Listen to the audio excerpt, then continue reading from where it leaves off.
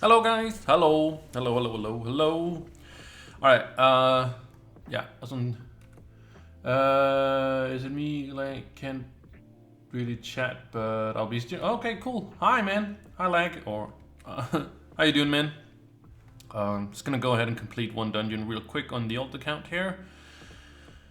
Because, life, no, just one dungeon is gonna be great. I don't have that many jumps. I don't have that many jumps on here, so I gotta be careful. Just doing one dungeon. I get the double XP potion. There we go. Yay! Great, amazing, fantastic. That's all we wanted. We want to go back to the club. There we go. This is my. Hey, Dopey, what's up? How you doing? How you guys all doing? It's very, very nice to see you all. There we go. Double XP potion. Oh no, you just get opened, I think. Yeah. There we go. And actually check the. It is cleaned out. Great. There we go. Log out. Go to the main account. Click. Clickety click. Clickety split. Oh. Ah yes. Great time still being Saturday technically. But we will be going into Sunday, so yeah, reset. And we are going to get yourself 250 mastery, 250 mastery, what? 250 magic find extra. Gonna craft that. Boom. I always forget to do that sometimes, or sometimes I forget, usually a lot. I feel like I want to run like a double XP potion, and I want to run like one of these as well, or maybe I'll wait later. I don't know, or maybe I just like put it all, instead of just using one, I use one for 3 hours and then use another one for 3 hours, just sitting around. I'll get a double XP potion actually, so I'll actually put in 2 like that instead, because we're gonna do a dungeon, of course. And then we are going to go ahead and go into the hub and pick up the quests.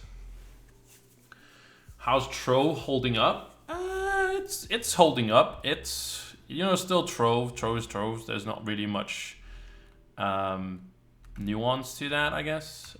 It's just sort of what it has been always. Do I have enough to do a donation? I do. Great, so that's off the table, so now we can go and go to U10. It's still Trove, it's just surely chugging along, I would say. Hey, Naruto. It's like, I don't know, like, you know, Trove gets flagged for a bunch of stuff and whatnot, but I feel like it doesn't need to get, you know, I feel like people just. Maybe that's the problem. Maybe the problem with Trove is that it's a good game. It's not a. I wouldn't say it's not a great game. Don't get me wrong, but you know what I mean. Like, it's just on the tip. If that makes any sense. Oh, I got an aura. Whee! I can sell that. That's a long time since I got an aura drop.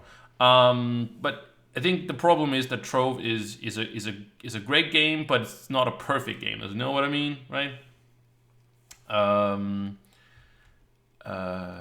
So people, you know, just have that little bit of discomfort with Trove, which is just enough to make it, you know, not be, you know, the game you are going to spend 7 years playing non-stop. If you know what I mean. But I don't know if that's how games are just made now. Is grinding to the max worth it? Hey, loading! Thank you so much for the follow. If it's worth I wouldn't say it's worth grinding to. Like it's what you wanna like. I never wanted to. If you wanna be number one in Trove, first of all you have to spend some money, which is up to you, whatever you want to, but it's not necessary. That's the problem. It's not necessary to spend any money in Trove. Like that's something people sometimes forget, that they think that, you know, you have to spend money in Trove. You don't have to. It's just a convenience thing, you know. I've spent money on Trove, you know. I can show you guys. I don't mind. I spent $750 over 6 years. But that's also because if you buy a pack or something like that, sometimes they have sales, right? If you buy a pack that's usually $200, for example, right? But it's now only $100, you still get 200 points. So I know I've bought some packs on sale, so I don't know which ones, but I know I've bought some few, so don't. Swap, is that swaps or something like that? I don't know. Hello, how you doing?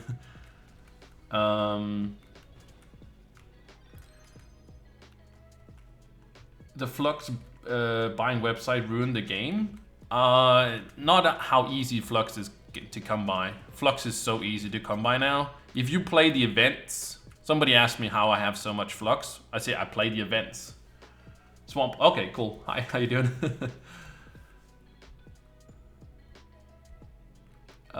If you play the events, there's a lot of money to be made in the events because, yeah, it's just Flux is like Magic Find is so high now.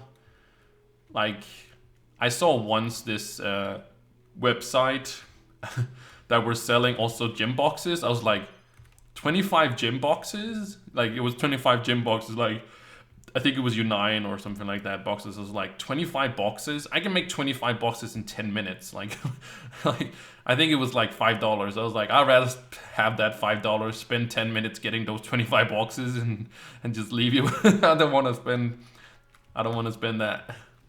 Of course, that's on gym day, but still, like, I could make a decent amount of that. So, yeah.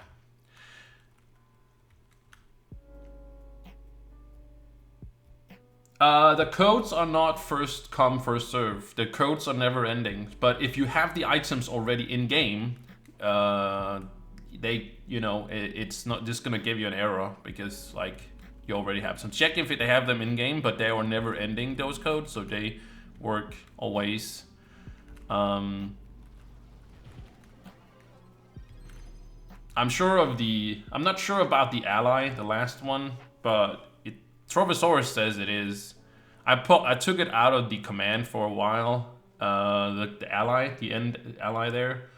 But Trovosaurus says it's still working. I haven't tested it out, but I know the Mac Rider and the 2 mounts works 100%. That's always been working.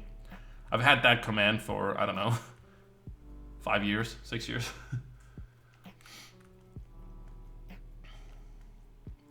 Yeah, Dino Tamer, Near Ninja, Dino Tamer, Near Ninja, yeah. It really depends on, I would put the Near Ninja a little bit above the Dino Tamer because Dino Tamer is sort of reliant on the ultimate, which is not hard to have up, but you know, the Near Ninja relies on nothing basically. Well, energy regen, I guess, but you just have so much.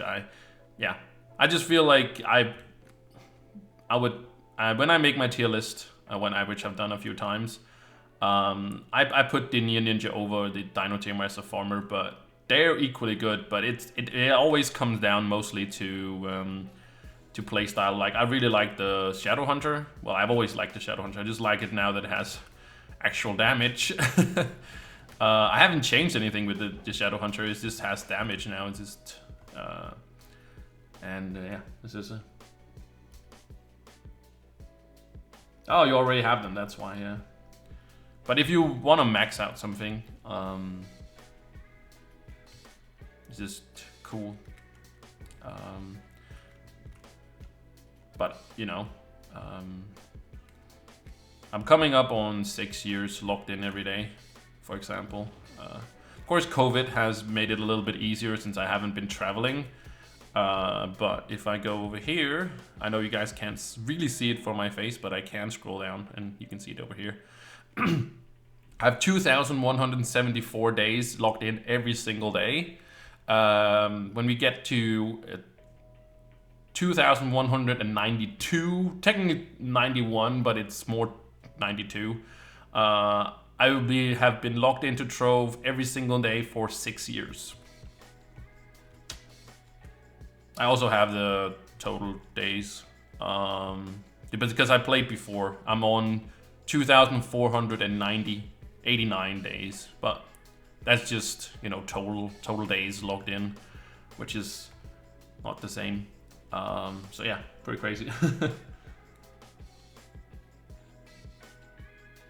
You're 36k, you don't know what in-game is? Can you explain it? Well, that's the problem with Trove. There is not really an end game, to be honest. Like, the end game is to max out every class.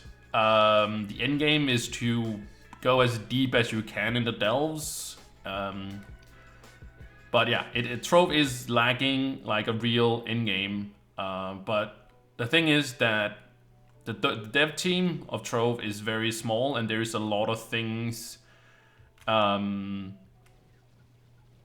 So I don't know what I don't want to say that Joinworld made a mistake, but like it's sort of like they put their money on a lot of horses, like master. There's just a bunch, like all the things that aren't finished. For example, they put a lot of effort into all these things. They had a lot of good ideas, but they never really followed through on those ideas. So they're just sort of lacklustering. Well, they had also a bigger team at Joinworld, but that, you know, that couldn't sustain the developers and the money and all that stuff that was coming to Trove. So now they have more realistic developing team for Trove, but the thing is that there are also way less people, and that means that they are going to like updates are gonna come out slower. The quality of them are very, very good. The quality, despite how big the team is, the updates are absolutely crazy good compared to how big, you know, the developing team is. You can't compare it to other games because, like, maybe let's say Trove has like 10 devs or something, like 10 developers or something like that. You know, a game like World of Warcraft maybe have 100, right? That's 10 times as much. So of course the updates are gonna be 10 times bigger, for example. That's just some, you know, well, shouldn't compare things, but I'm just saying. Is speedrunning still a thing? No, it's not. Speedrunning is not a thing. Speedrunning is, but I also say, you know, for what Trove is, you should just set your own goals. Like, set your own goals for what you want to do next. Technically, again, like the goals is to be #1 mastery, I guess, and the #1 goal is to max out all your classes and get as high Paragon as you can and all that sort of stuff like that. But you should just set your own goals, realistic goals that you think that you can do. I just play the game now. I don't really have a goal for myself other than I just like to play the game.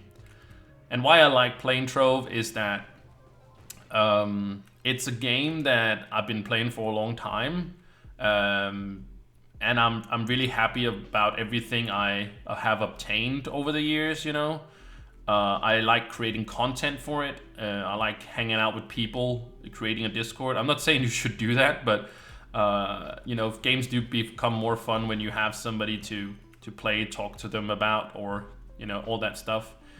And just sort of follow the game, how it does and such. It's not that I think that Trove like has great potential, but it's just more like I just sort of like to follow it. And if Trove was to ever, you know, die out, just gonna move on to something else. Like it's just a game. But for me, it's mostly just because, you know, I have a full-time job as a teacher, and coming home and just sort of turn off my brain, because my brain has been on all day, you know, working with the kids and all that stuff. Coming home and just sort of just mindless, just steer into the screen, just sort of helps me unwind and relax and like that. Is getting a Ganda in a week realistic goal for no, not in a week. Not in a week. If that's your only character, then no. I wouldn't say it. It really depends. technically could get a Ganda in a week. You can technically get a Ganda in 2 seconds. Depending on if you want to swipe that credit card. If you swipe that credit card, you know, you can just buy, you know, you can buy, well, it depends on people buying them, of course, but you can't buy credit pouches and sell those, and that technically can make you the Flux. But no, you cannot farm, you cannot grind out a Ganda in a week for that. Again, depending on if, again, technically, I guess, let's see, if you say 7 days times 24 times 500,000. Well, technically you could. Okay, if you played, how many hours do you need to play? 100. What is? Come on, let me see. 500,000. If you can make 500,000 times divided by 25 million. This is it. 25 million. Oh, that's not how you do it. 25 million. There we go. Divided by 500,000. It'll take you 50 hours in a week. If you make 500,000 an hour, you make it in 50 hours. So if you have 50 hours, technically, and you can make 500,000, depending, again, how much you play. Nothing is impossible, I would say. I don't know people's schedules and all that stuff. Damsgaard, what's up? How you doing? Hello, Diego, as well. Hello. You have a Lunar Lancer with 12,000 physical damage. That is something. That is something. At least. 500,000 an hour, yeah. I haven't averaged that much myself, but I know Equinox averaged 400,000 an hour when he had like Patreon and all that stuff on at like 12,000. I don't think he was farming you 10. I think he was, I don't know what he actually was farming, but the thing is, he was averaging 400,000 like I wouldn't say a year ago, but at least, yeah, 6 months ago. So I'm pretty sure you can do 500,000 now. I'm pretty sure. Yes, I'm from Denmark. I'm from Denmark. Oh, the unboxing videos for Ganda? Because I want a Ganda. I want to open a Ganda. I don't want a Ganda. I want to open a Ganda. that's the main thing. I'll use it. I'll use it. The Ganda. I'll happily take 250 mastery, but I'm not gonna use the Ganda. But I would like to open one. I've seen so many people open Gandas and like, hey, people like, yeah, that's cool and stuff like that. And I have been opening boxes casually for 6 years, and you know, I haven't opened a Ganda, so I want to try that feeling to open a Ganda because it's, I wouldn't say the rarest thing in the game, but I think it's the rarest thing you can open in the game. So yeah, I would like to do so. You should upgrade gear for sure.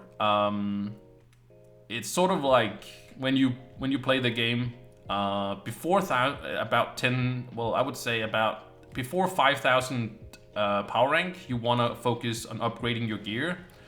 After 5,000 power rank, you want to focus on your gems until 10,000. No matter, there's like no specific way to get to 10,000. It's just getting to 10,000 is the most important thing, because 10,000 opens up, you know, your 9, and then you can run with some people, you know, just follow some people and get yourself some stellar boxes, or well, get some stellar gems, equip those, again, power yourself up, and then when you are at a decent amount, where when you feel like you can farm your 9 yourself, then basically it's just a massive grind to get all those there.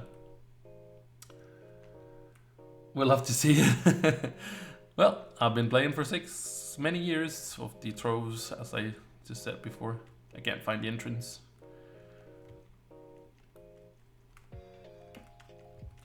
Oh, I'm stuck. You boy, get that death defying. Death defying is one of the best. It's just the best. It's just more. It's just brainless, which is nice. As long as they have, I think they should change something with it, but I don't know. I talked about this. I'm talking also about these emblems. I call them martial, but the physical damage emblem and the magic damage emblem should be changed as well, because they're just mandatory for those.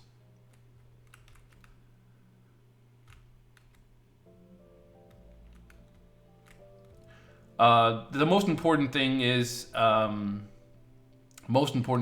to like many people. The system is sort of weird. Where you can grind. Like, first of all, people ask me, can I do this or that? Like, I can't tell you if it works, if you can do a certain what would you call it, prime world, or if you can do this or that. Just try it out, see. Usually you can use one potion per dungeon, but if you do more than one dungeon, one potion more than, did I say that wrong? I don't know. If you use more than one potion per dungeon, then you should go down. And it's also sort of weird because it says you have to use 1200. It requires you power rank 1200. So maybe people just look at this, but maybe they're only like level 15, and then you're actually not be able to do this. So look at the level requirement instead of the power rank requirement. You're gonna have a much better time. And just try it out. If you feel like you're killing things too fast in U5, go to U6. If your things are too hard to kill in U6, then better to go down to 5. It's better to be efficient. The thing is to be efficient with your time, and not to just push it. Because if you're spending 10 minutes trying to defeat some dungeon, then you are definitely not in the right place. Yeah, you get that dungeon down and you get some experience, and sure, you also get more experience and better loot from a higher dungeon, but the thing is, if you're spending too much time, then you could have maybe even made more just by going that.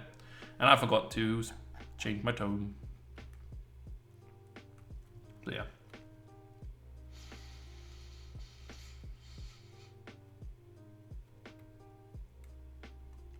Oh yeah, you can do that as well. Use that ally. The problem is though with the ally is that when you get to the end game, end game, we'll just talk about it. But when you get to doing geo topside worlds or delves, it's all about how much light you have. That's all. Like, light only works in those specific places, but that's where most people are. That's also why you see the geo topside being the most laggy, because that's also where everybody is. If you go down through these worlds here, it might be a little bit laggy, but not in the same way. It's just how Trove is made, if that makes any sense. It's just the more people that are in the world, the more laggy it's gonna be, and so. Also, if the world is new, because everybody exploring basically, running every direction and exploring and rendering worlds, and people getting teleports to other people, backwards and forwards, and that has to like render and load all those basically chunks, I guess. Mila gives 500 light and a flash return ability. Which one is that? Oh, I pressed banner. That's shouldn't I do that? 500 light? Which ones gives 500 light? I think the highest is 400. Which ones gives 500? I haven't never heard about somebody that gives 500 light.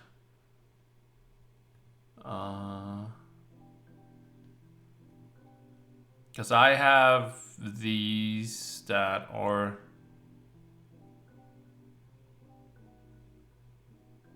Oh, okay. I was just making sure. I might have missed something. Sometimes I miss things. Like, like for example, I was talking about the PTS server, right? I was looking. It was also sort of late. It was also really late in the evening, but I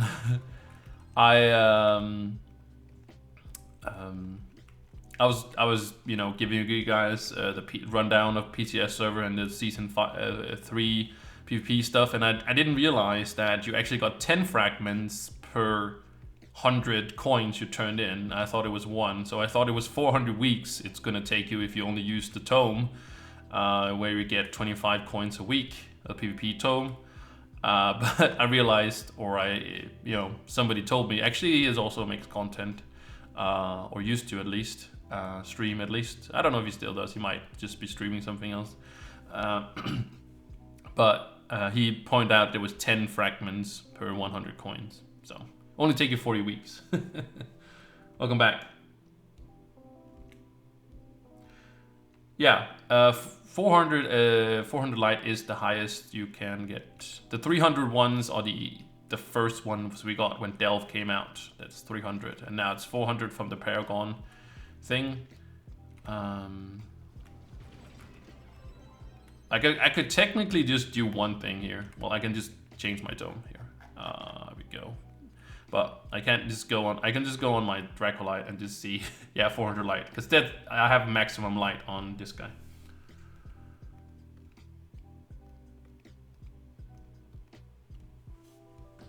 Well, the Paragon allies, I don't know if they can be counted as endgame. I don't know. Again, depending really on what you define as Paragon. How much is this selling for? Oh, 1.4 million. Okay, that's not bad, right? I think that's it. I'm just gonna sell it for 1.3 then. Maybe somebody get very easy price. I could 100% use 1.3 million for some more Gandas.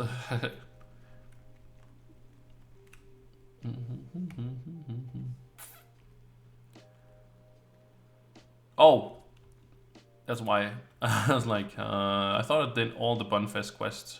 I'll make sure I do that. So I still want the costume. So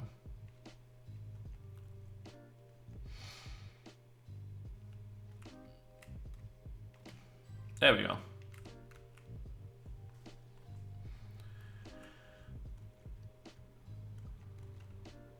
Is Magic Find Trigger? Yeah, Sunday Magic Find Trigger. Yeah, so tomorrow is gonna be the last day of the event. So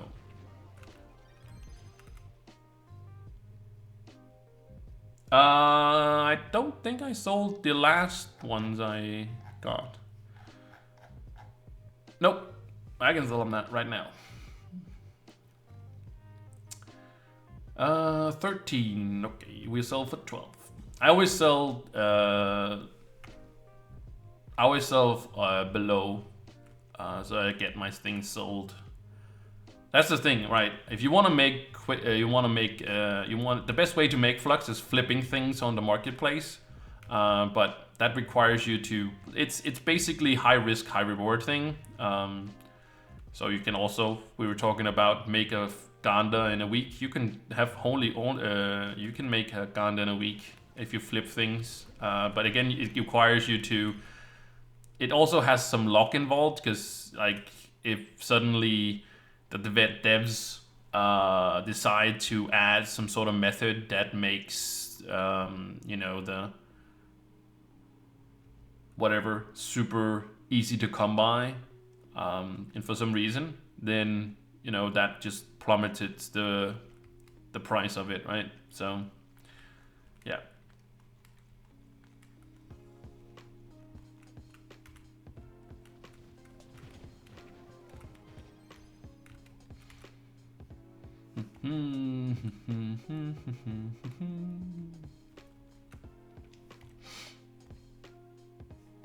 And I'm just trying to get as much chocolate as I can while I have it, or when this is around, so I can sell the recipes and hopefully make some few monies there. So also I need the costume and the mount.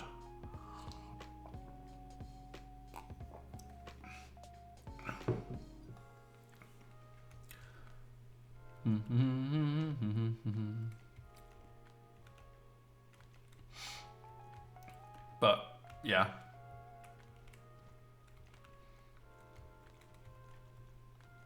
I'm happy to come back to U9. U10 is not the best for making Flux. The best place to make Flux, so just grinding dungeons, is U9. That's the best place, because here you get these, you know, crystal items.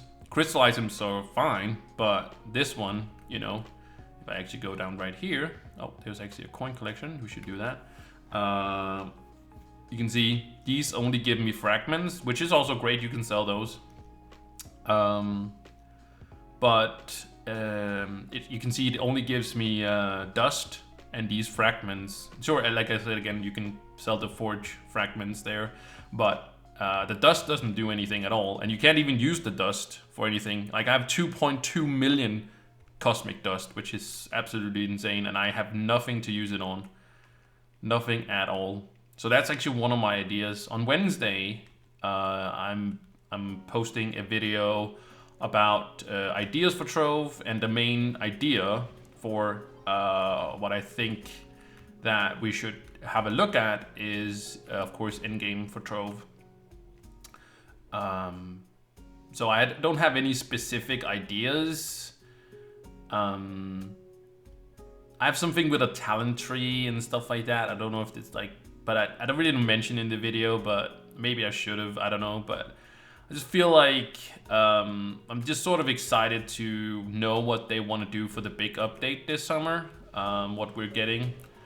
How I think that the roadmap for Trove should be at the moment is that this year we should have a look at the endgame, not delve. Delve should just be as it is, but we should have an additional endgame activity that is like sort of a little bit above in rewarding, or next step, I would say, towards what would you call it, endgame, instead of delve being the only thing that's sort of in-game, or yeah.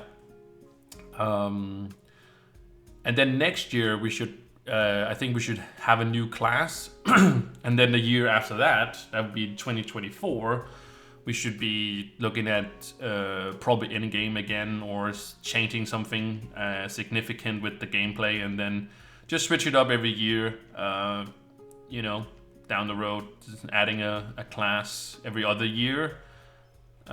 Which is fine, you know.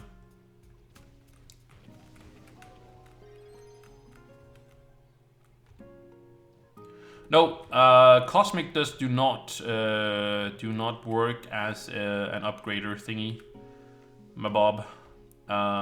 Makes it go, because we actually gonna do the target quest thingy.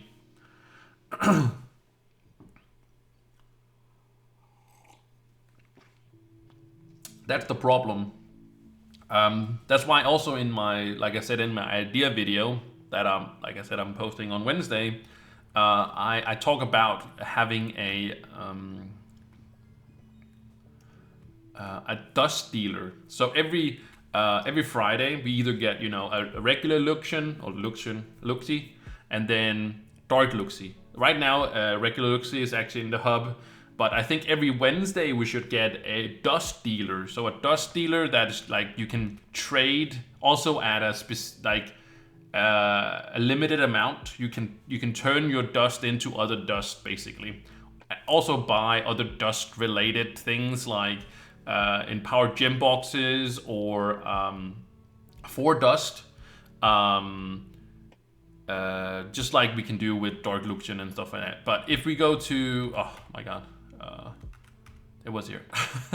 If you go to the upgrading thing as you talked about, this one costs you Heart of Darkness, which is of course from Shadowy's shadow boxes, shadow caches.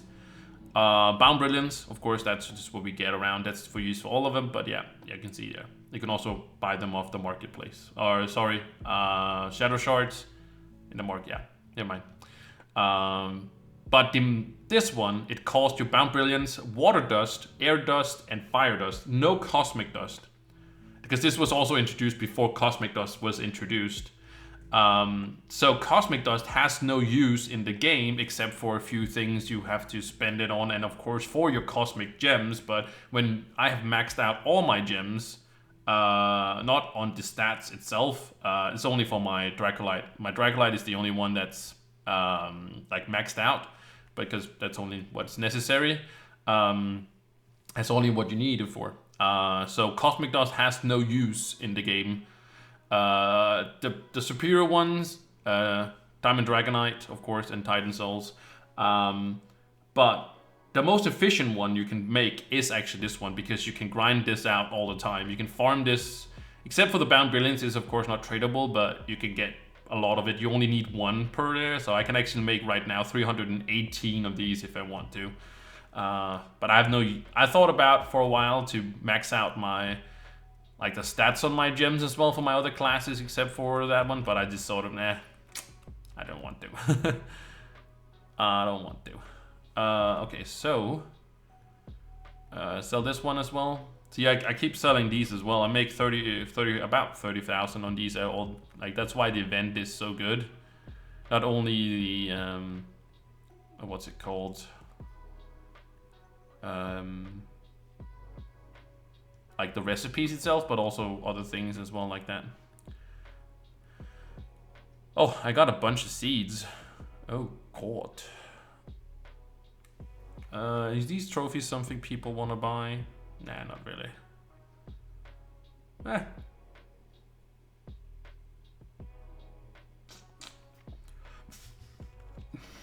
26,000 is okay. It's just, oh, these. Let me just sell these if people want some trophies instead of just me getting rid of them. Sell them pretty cheap because I think they don't really. Depth Riders, okay, I don't really want these seeds, so I'm just gonna get rid of them. Thank you very much. Oh, damn it. It messed up my bar. God damn it.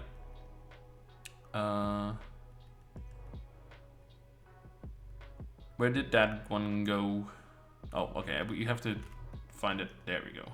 Ah, I should have. I can just get it back. There we go. I was just talking about selling them because I wanted to help people, and then I just okay, came in here. I'll sell for 1,000. Somebody wants some trophies. There we go. And I hate having so much things in my bar, so we put that there because that I sometimes use, and then the private gateways, and let's just get rid of that as well. Master Breed Pinatas, those we sell as well. See, there's a lot of things to sell. I also sell every week the tomes or things I get from these. I think you guys should be able to see them. The charge circuits, the glitches, basically the matrices, and then also the loops. These three I do every week, and these sell pretty well as well. As well. So yeah, those I do well.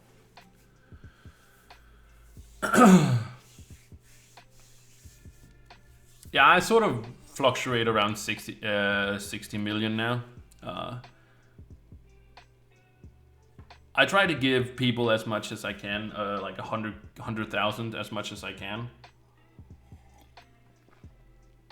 But I don't want to go overboard with it, and like, all the time, if you know what I mean. Like, I wanna place it as much as I can, but I don't want to make it a regular thing, if you know what I mean. Like, so people just check every day. People can check every day, but I'm just saying, shouldn't be one every day. Oh, there we go. I'm trying to get used to getting fruit, because before there was no like things in there, so I have to make get used to doing that. And I just like nothing at all.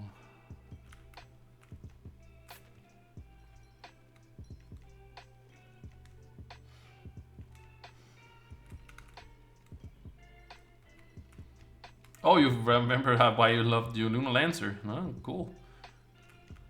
Lunar Lancer is great. Ah, Oh my god. How foolish of me. How foolish of me.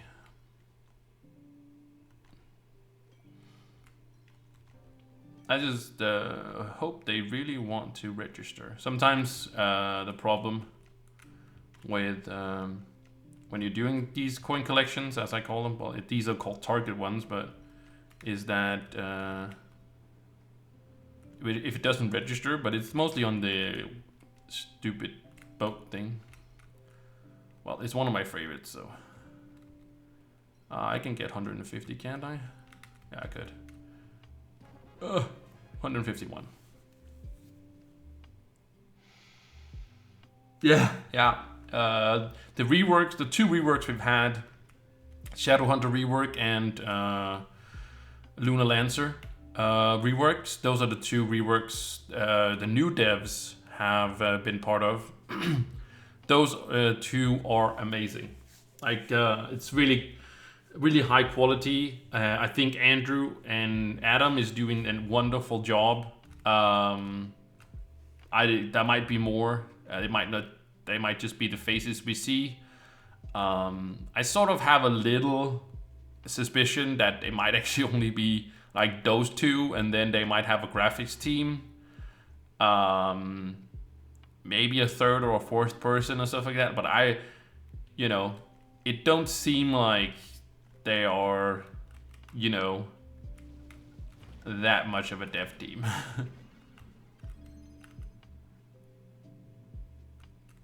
But yeah, it has to support the income of Trove, right? So,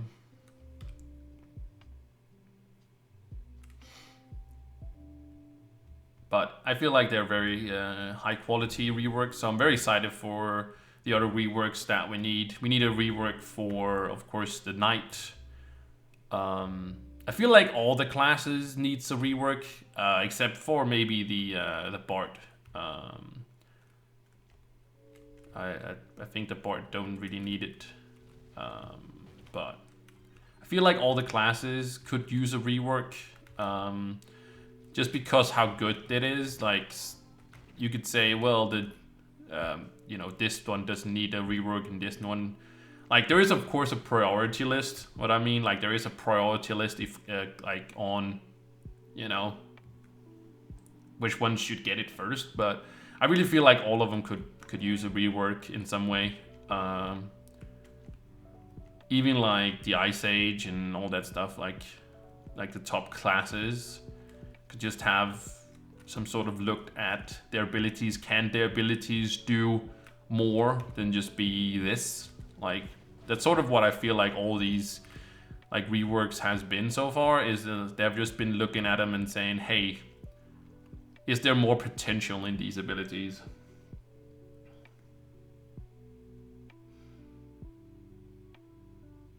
Oh. Okay, so for stats, you always want your main stat. That either magic damage or physical damage. Before 10k power rank, it actually doesn't matter if you get, physical damage. You just equip the best gem you have. Because again, you want to get to 10k power rank, and if you are, at 10k power rank, then you want to look into what stats, like main stat and stuff like that. But the stats you always want is usually crit hit, crit damage, and of course your main stat. There's a few classes that get crit damage or crit hit, per level. For example, the Shadowhunter does. As you can see, I have 109%, and that's because I get, crit hit per level as well as for the Shadowhunter. But if you look at my stats, I do have, physical damage, crit hit, crit damage on most of them, except for this one. Because this one came with maximum health on it. And since, sure, I could change this to crit hit, but the problem is that then I would be way over, so the max health here is actually better. I could actually maybe take out this one, change the crit hit on this one as well. to some max health percentage, for example. They make me a little bit tanky. Doesn't matter. You just want to hit as close as you can to 100%. You want to be a little over 100%. That's better than being a little bit under, because then not all your crit hits will be crits, right?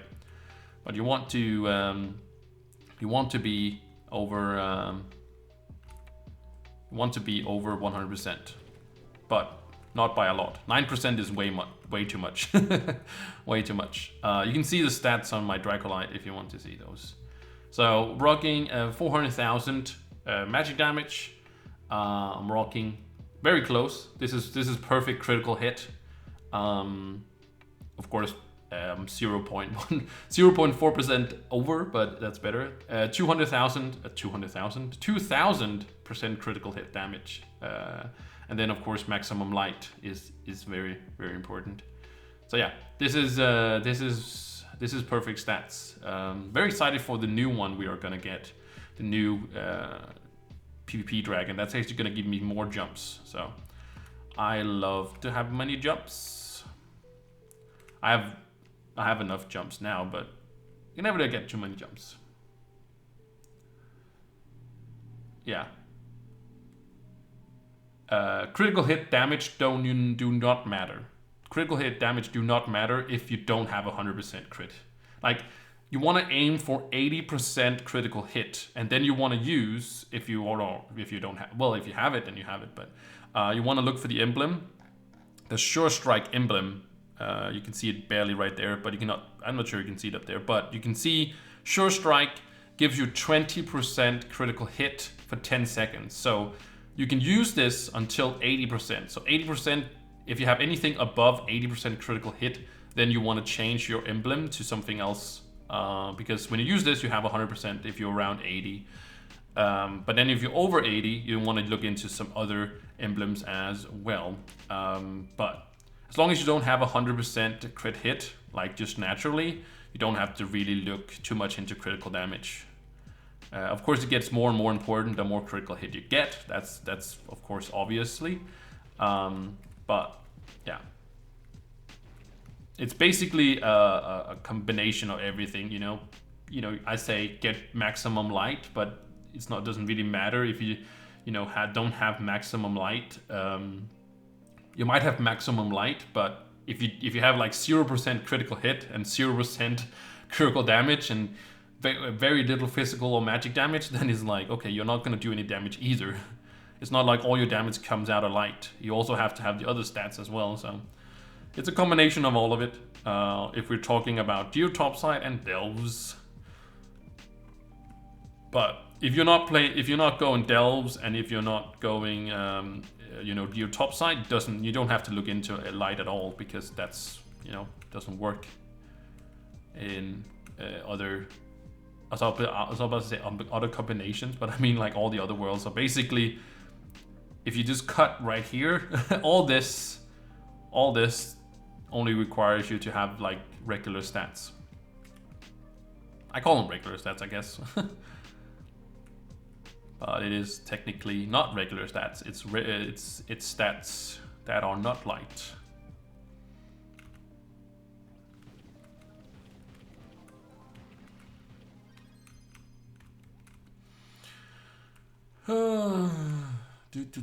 Also, we had to do all the tomes today. We got to do all these tomes at least. That's very important.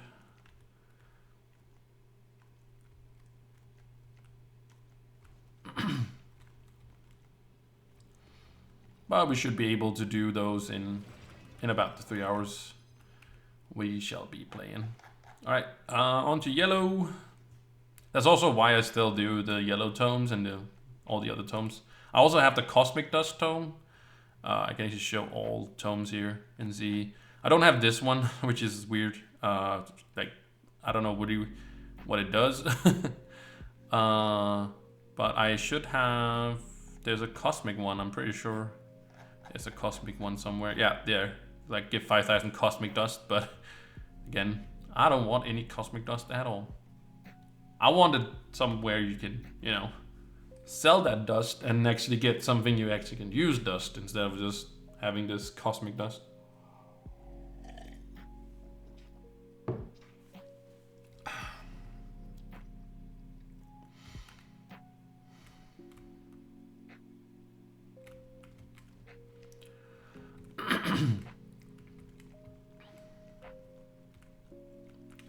The Red Berserker is not bad. It's not bad, but the problem is with the Red Berserker is that you cannot use other ability. You can't use your abilities, also other abilities. You can't use abilities while that is active. So, well, for classes that don't use abilities, like I don't really use any of my abilities on my Shadow Hunter because it just kills everything in an auto attack. It's fine, but for example, Dracolite, where you want to use your your baby bomby thingy, Draco babies. If you want to use those, you can't as long as that is active. So it's nice for what it is, but the downside is really that it can use abilities. So something that's very important for some classes, and others not so much.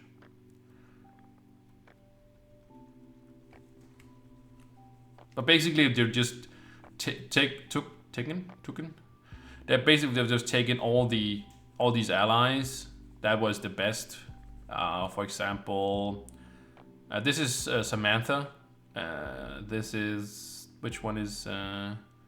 Well, technically the one I'm using.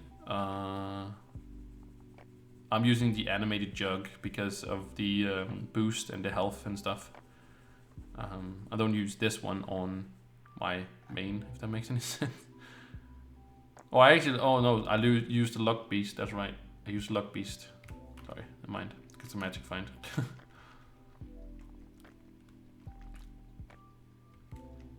I just used the skin for the automatic. Automatic, I would say.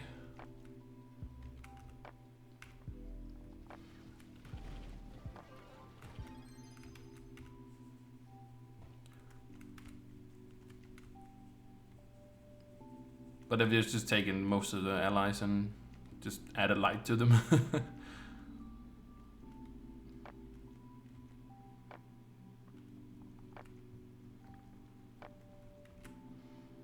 Which is fine, I guess. Ugh.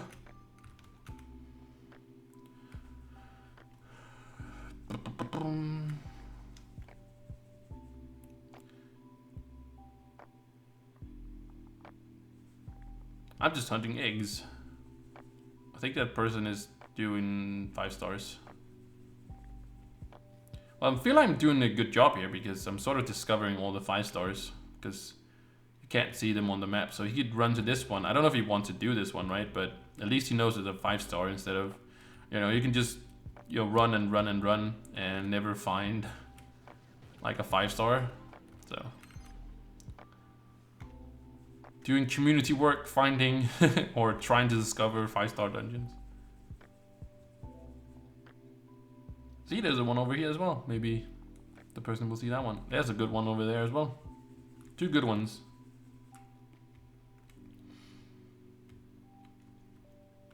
I feel like they need to, when I saw this dungeon the first time, like this one and the 3-star one, I was like, I feel like they should like recolor it. I feel like it doesn't fit.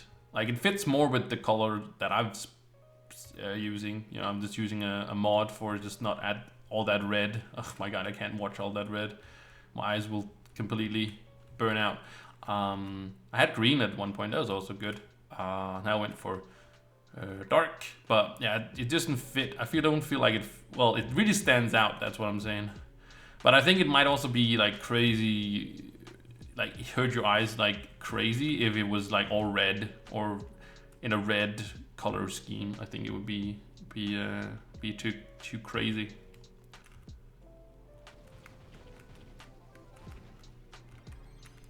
Too much, too crazy. But I do like this the shape of it and stuff. I just don't care too much for the color.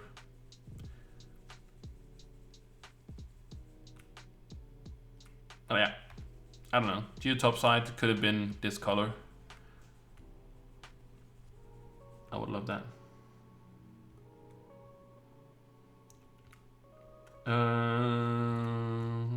No, that's the fragments are for a dragon. That's for the bee dragon.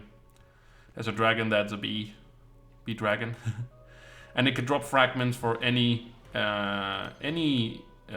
what's it called, enemy that is looking like a bee. So even bees that are mechanical, or you find, for example, in, you know, in the Neon City biome, Luminosity biome, whatever it's called, those also has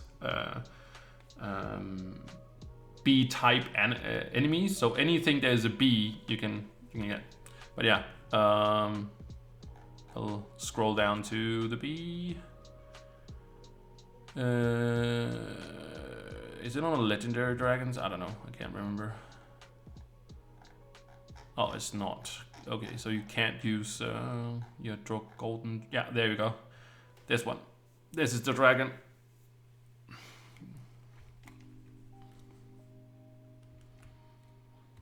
Oh, Dead Feet online, crazy. Maybe she's gonna stream today.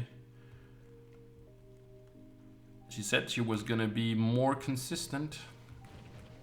Also, we sort of talked about, she wanted to make a part 2 of our little interview. So yeah, we'll probably make it a part 2 as, yeah. Oh, pretty cool conversation last time. Suai, is that how you say it? Sue? Just say Sue. Hi, how you doing? But yeah, technically it is a mount, but it's also it's technically a dragon. The bee dragon. Be a dragon. To be or not to be a dragon. I got it through. Oh, okay, cool. Zuai. Okay, cool. Sometimes I guess I'm lucky. I'm very bad at pronouncing things. It comes from my dyslexia I have. Well, technically it's not dyslexia because it was, you know, I've never been tested, but, well, I have been tested, but it was a weird test that was super easy. It's like, okay, it's not really testing me on the level that I am, but okay. So I was categorized very, I don't know how you want to say it, but the spelling week, I think that's the I don't think that's the English name for it, but that's at least the complete translation to Danish. That is very, that was back then. I'm a lot better now. I've been practicing, but I wasn't practicing when I was young. I wanted to play video games. I was like, I don't type in video games. What do I need typing for? Why do I need spelling? I'm just playing video games, man. I can speak. I can talk. What do you mean? But what do you mean?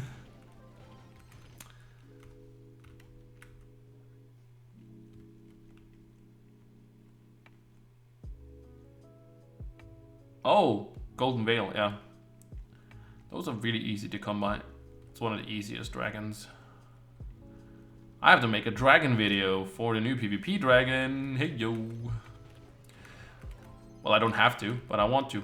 Well, I want to as well because I misspoke in the video about, I thought again it was 1 fragment for 100 coins, but it wasn't really exactly that much. It's 10 fragments for 10 coins.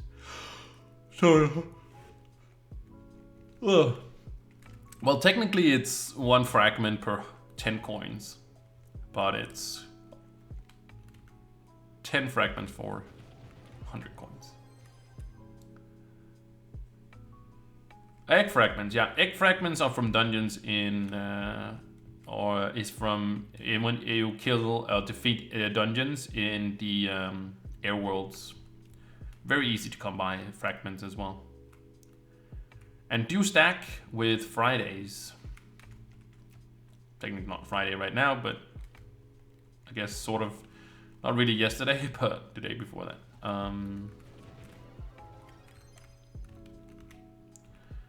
What was I saying? Oh yeah, Fridays. Fragments.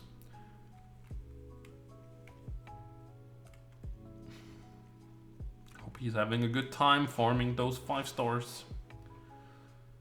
Oh, he skipped that one over there, so maybe he's not doing every one though. Yeah, the egg fragments are very easy to come by. One of the easiest dragons to come by.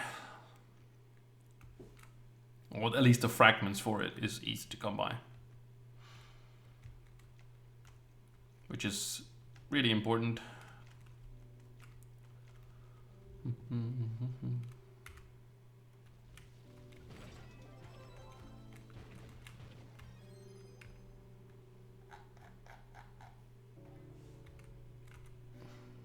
Oh. Did I mess that up? No. It's just rampage on top of it. That messed me up. Yeah. An hour to reset, which is nice. And then we'll do Sunday reset. 18th. Yeah. It's gonna be Monday with it. I think Monday, yeah, Monday is gonna be.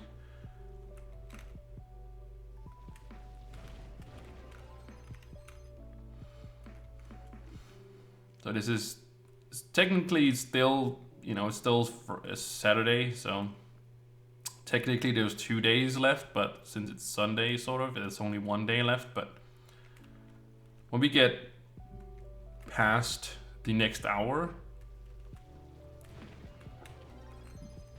then we will have technically 1 day left on the event. I just need to make as many as I can. I'm gonna go see if I can make the costumes and stuff when I basically get the reset in for Sunday. So in an hour, we do some crafting. Hopefully, getting the costume, the bot costume, and the Hopsy costume.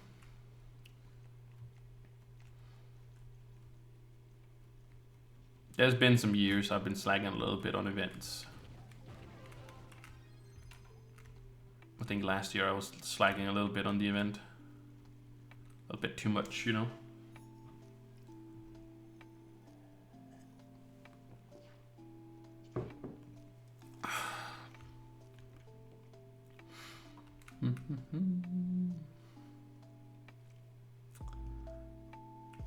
I could use the what's it called, the water dragon if I wanted to. Water dragon, and then because you cannot bomb your way into the dungeons, don't work. But you can use the water dragon and the cosmic water dragon, I guess you call it, and that one will open up the dungeon. But then you just have a bunch of water inside.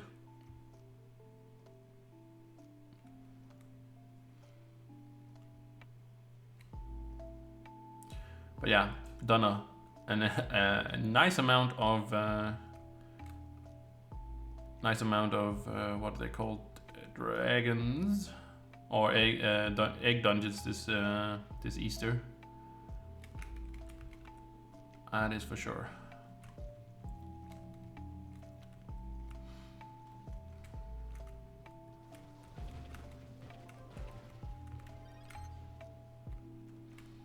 Also, yeah, I actually get another clover for doing Trigger My Magic Find in an hour.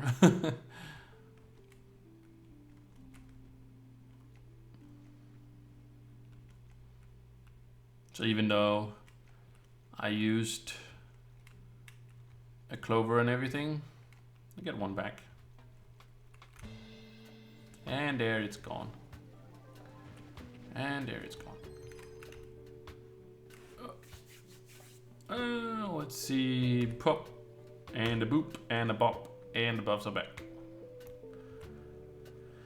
Yeah, the egg was over here. I was pretty sure I saw an egg pretty close. I wish you could just consume them, right? I wish I just can consume my double XP, like 3 double XP potions and 3 clovers, and it would just stack on top of each other, just extend the duration. That would be super awesome. So I don't have to like keep them in my inventory. But at least the what's it called? The buff from the St. Patrick's thing.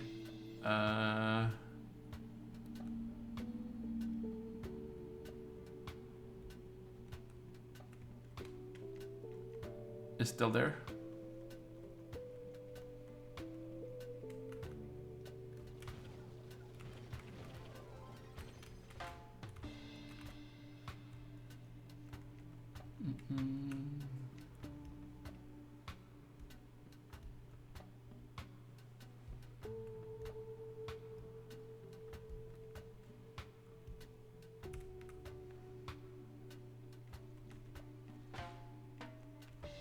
But we're getting somewhere, at least with the levels on this guy as well.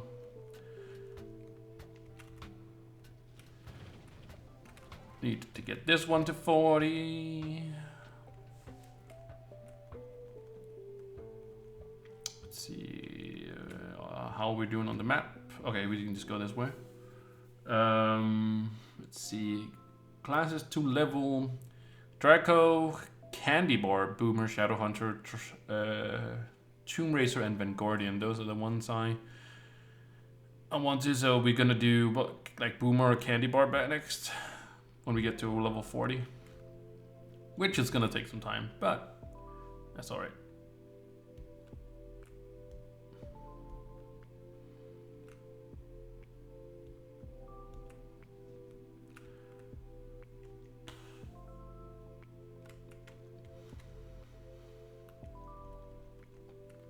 But yeah, doing the daily quest is necessary. So we have to do a few egg dungeons and some of those run over thingy majiggy. Soon I can also take the mod off. The egg finding mod. Of both of them. I have two active at the moment, which is like a lot. Especially when it's like they add more things to it.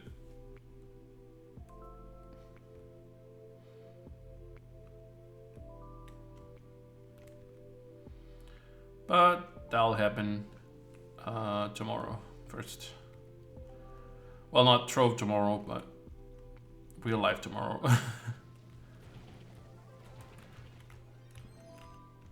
After stream, I have to read. I'm starting a course to become a guidance counselor for teachers.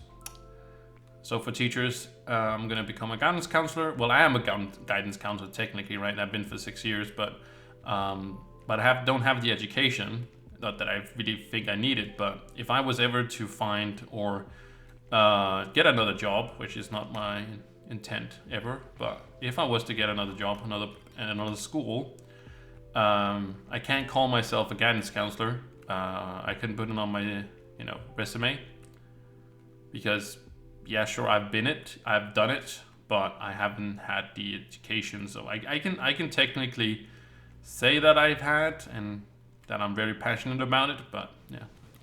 But it also also makes me nervous because I do have to write a paper, and I'm not very much the best at writing papers. I can, but I don't feel like I'm the best at it. That's not where I shine. Where I shine is I love to go to exams. Exams is like the best thing ever. But like I don't like writing something beforehand. I like just to go and talk about stuff that it's basically just I love to hear my own voice. Sounds very narcissistic, but yeah, I love to hear my own voice. That's why when I have students that are trying to become teachers, I always tell them, you have to cut me off, or else I can talk. Like we have an hour every week where we just sit down and talk about like how it goes, and like they have to write a paper as well for the time that they're at our school and stuff like that. And I help them with that, of course. And then we talk all about stuff like that, and I'll tell them to, again, cut me off, please, or I will talk for that whole hour and you will not get a word in. But that's just, I just like to talk. Talking isn't nice. That's why I like streaming as well. It's just basically talking to myself sometimes. Telling myself stories. I feel like you guys do listen to the stories, but I think sometimes it's just like, mostly I tell these stories for myself. And who better to talk to than yourself, right? Like, who's the best person you could talk to? That's yourself, right? Because you are yourself. So your opinions, like, oh my god, you just have the best opinions for who I know. You're just so handsome. Oh, stop it. You know, come on, man. Like, I wish I was you. Oh, you are me. Oh, okay, never mind then. You've been listening all the time, Sammy. Oh, thank you. I get it if people don't want to. I don't know. I've never had issues making friends, but I feel like there is, I don't know, might just be me. Well, I am weird, but I sort of feel like sometimes, and maybe that's just human nature, but I sort of, I'm very bad at, not a consistency, but I'm very bad when people are not consistent. Like, I need people to be consistent in my life, because if people are not consistent, then I just sort of question myself and like, did I do something? Most of the time it's just not, but like self-doubt and, you know, just sort of how it all connects up in my head. I sometimes get that feeling that if I did something wrong, you know, it always like sort of come back to me. Like, I never think that maybe people are just being, you know, horrible against me, but I always sort of put it back on myself. You're so handsome. Oh, thank you. So are you. So are you. So sometimes I just feel like I'm the problem, but most of the time it's just not. But I can just get that feeling, and I think that's something everybody gets. So sometimes I feel like I'm very good at making friends, but I'm also sometimes I think that I don't know, I always keep the same level of interest in people, if you know what I mean. Like,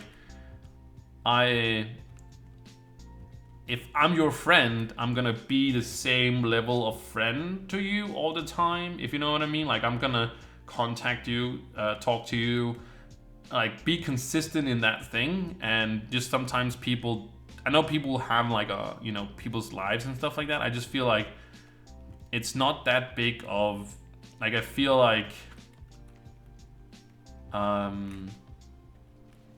people are very bad at being in relationships, like, generally, like, not only like relationships with their partners, but also being in relation or in a friendships and stuff like that. I don't know. I just feel like maybe I'm just keeping people to too high of a standard of like how people should be in different relationships.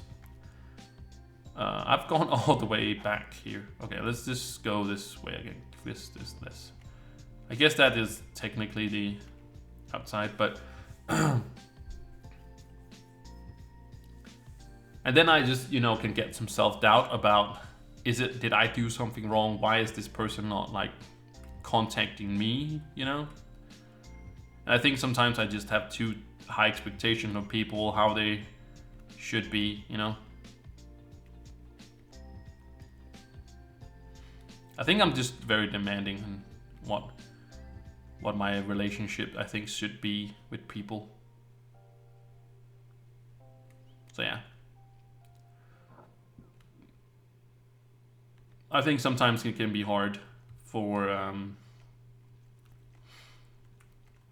being in friendship with me sometimes. So I think, not that I'm a bad friend, but I think I just sometimes it's too demanding of my friends. Just because I keep myself to that sort of standard, you know.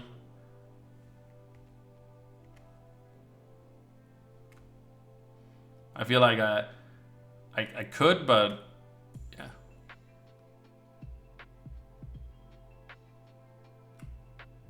I feel like the world is weird, to be honest.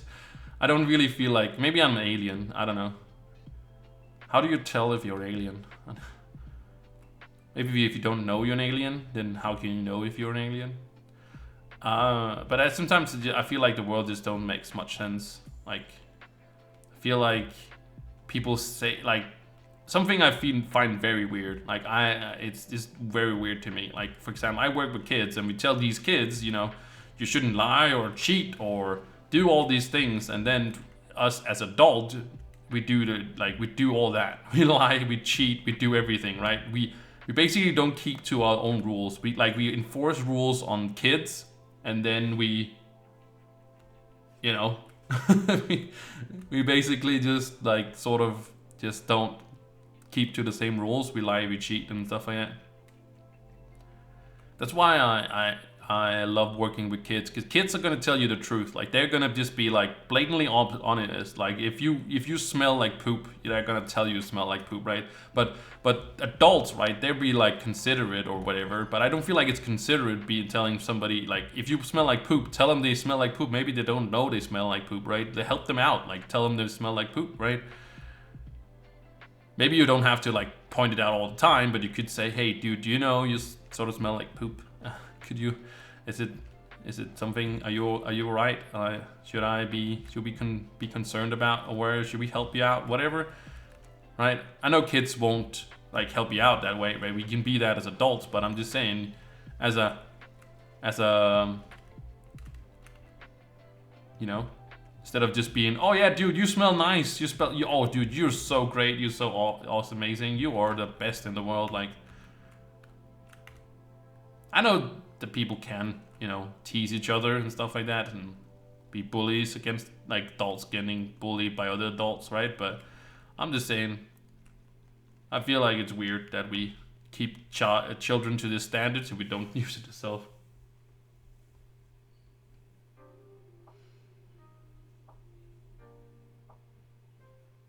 Yeah, that's true. That is true. Yeah, yeah. You're completely right, Sam.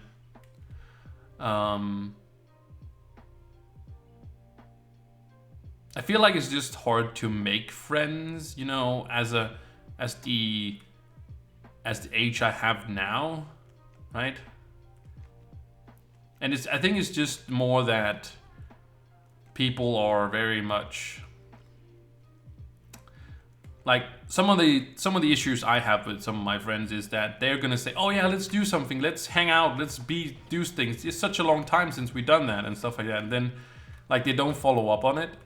And I don't know if that's very unique for my friends, but at least that's something that bothers me in a little bit, you know?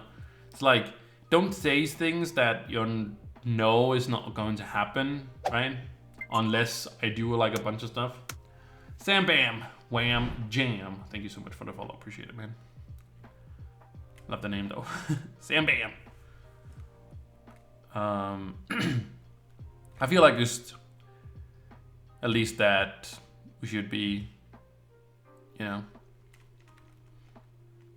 But it doesn't only go for, you know, kids and what we tell kids and what we held them to, what standard we hold them to. It's just like the whole world is just being weird anyway.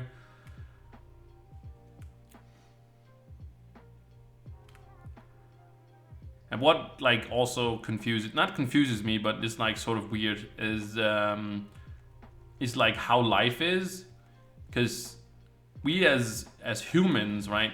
We created the world we live in. Like, the world didn't, like, we didn't just like pull some sort of card or some sort of like random life card out of the deck, right? Like, life is what we created. So the life that is around us is what we created. Like, all the things we have, all the issues, problems, all that stuff, that's man-made. Like, all the issues, all the complications, that's something that is made around us. And it's not like a inspirational, so to speak, where I'm just saying, hey, you can go out there and do it.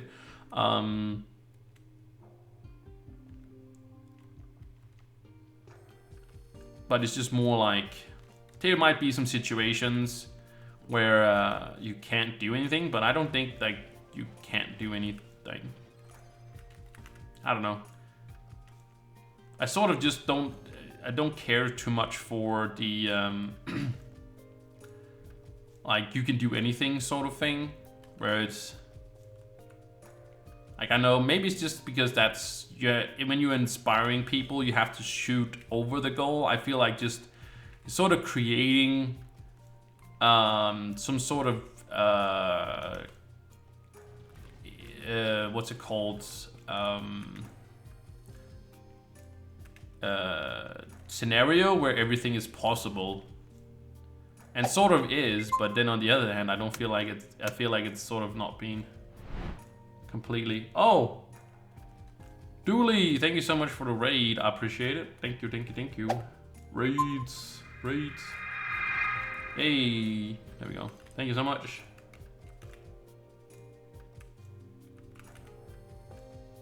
This MC. So what were we saying, Sam? I'm definitely the type of person.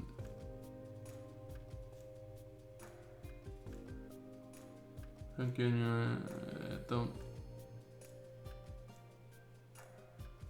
Oh, you feel okay? Okay, you get what I'm saying. All right, cool. I know it's a little bit maybe weird though. Hey, Weasley, sorry. Yeah, we're getting a few followers. That's nice. Thank you guys so much for all the followers. I appreciate it.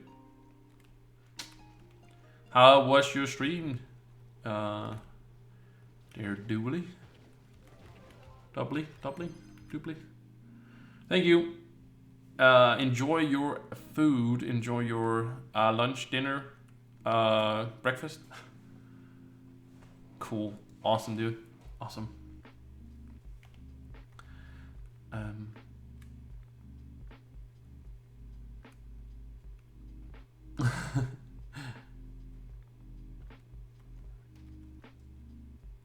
Yep, that's a long time ago. 2017. That's where I started, I think. A kind of a breakfast dinner combo. Damn. Okay. That is. That's a. Does that make it a brunch? I don't know.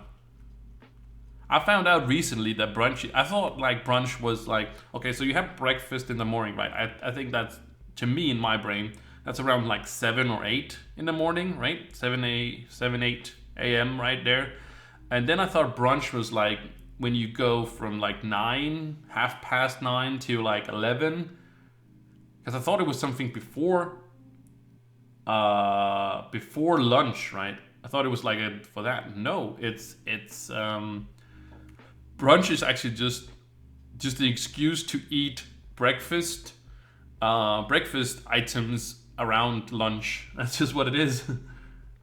4 a.m. Wow. Okay, that is a dinner sort of breakfast sort of deal. Wow. Okay.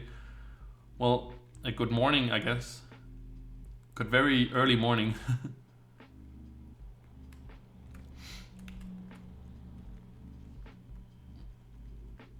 I guess that happens, you know, being up way too late. I was sort of up way too late. I went to bed around 1 a.m., which was too sort of late for me. I go to bed around around midnight, and then I sleep to 8, and that's my routine every day. Because that's also the fits for work. So I do the same thing in the weekends and stuff like that.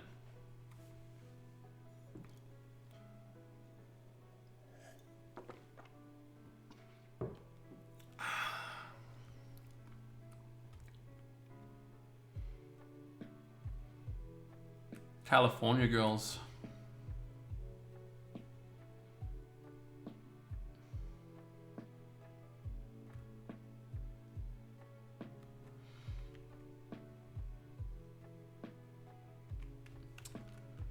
Oh yeah, so long story short, I think I'm an alien. I think I'm just, sometimes I don't feel like I fit. I guess that's all what everybody feels, but yeah.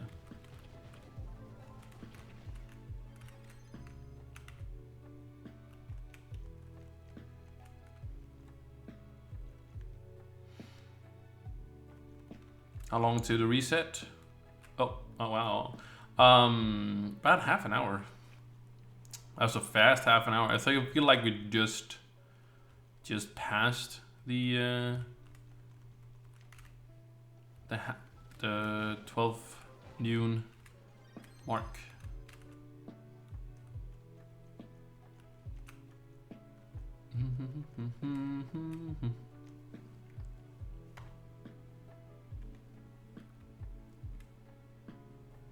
I know that when I was in Texas, I can't actually remember. Actually, I don't know, cause I don't know if that was around that time. Oh, it might have been then, yeah. Cause I remember when I was in Texas, I was also playing Trove, and I remember the reset time being around 6 a.m.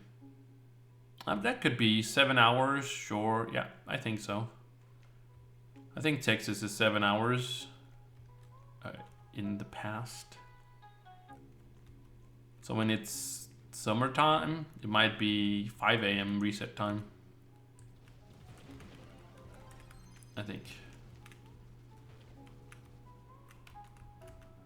Sort of seems fine. Let's go down. Oh, there's almond over here. So.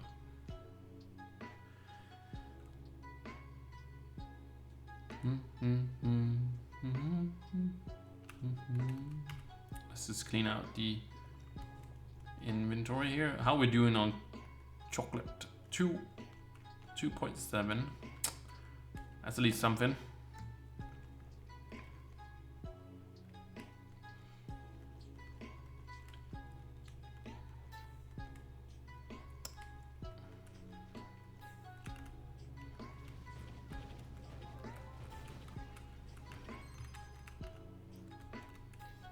Also want to use some Luxian.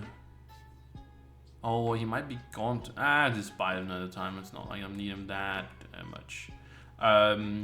Styles. I want to use the styles thingies for the event and such. I don't know if I have any, but I'm a little scared to use it because there was a bug and I don't want to get bugged. It's not like I need them right now, so it's just like I just do it when the event is over. Not over, but when I've done my Monday stuff, which is just gonna be my star bar. Do the 3 daily quests and then star bar. And then I have to go back to reading. So yeah, that's why I'm after stream today. Have to read. I have 30 pages I need to read. So that's gonna take a couple of hours. Usually write down stuff. But man, the stuff I've been reading is just crazy, interesting. That's really nice.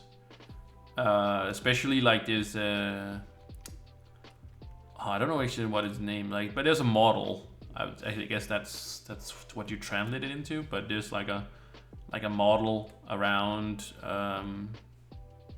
learning and stuff. Since I am teaching, in that sense, I'm teaching adults, right? It's a lot about, actually what they talk about is that, you know, kids, they basically, how they learn is that what they get told is like the truth or whatever you say it, like they sort of just takes everything in and just like, all right, cool. Like if you tell them that the sky is red, you know, it's gonna be like, oh, okay, cool. You know, I'll believe you. That's great, super. Okay, let's move on. Next thing, right?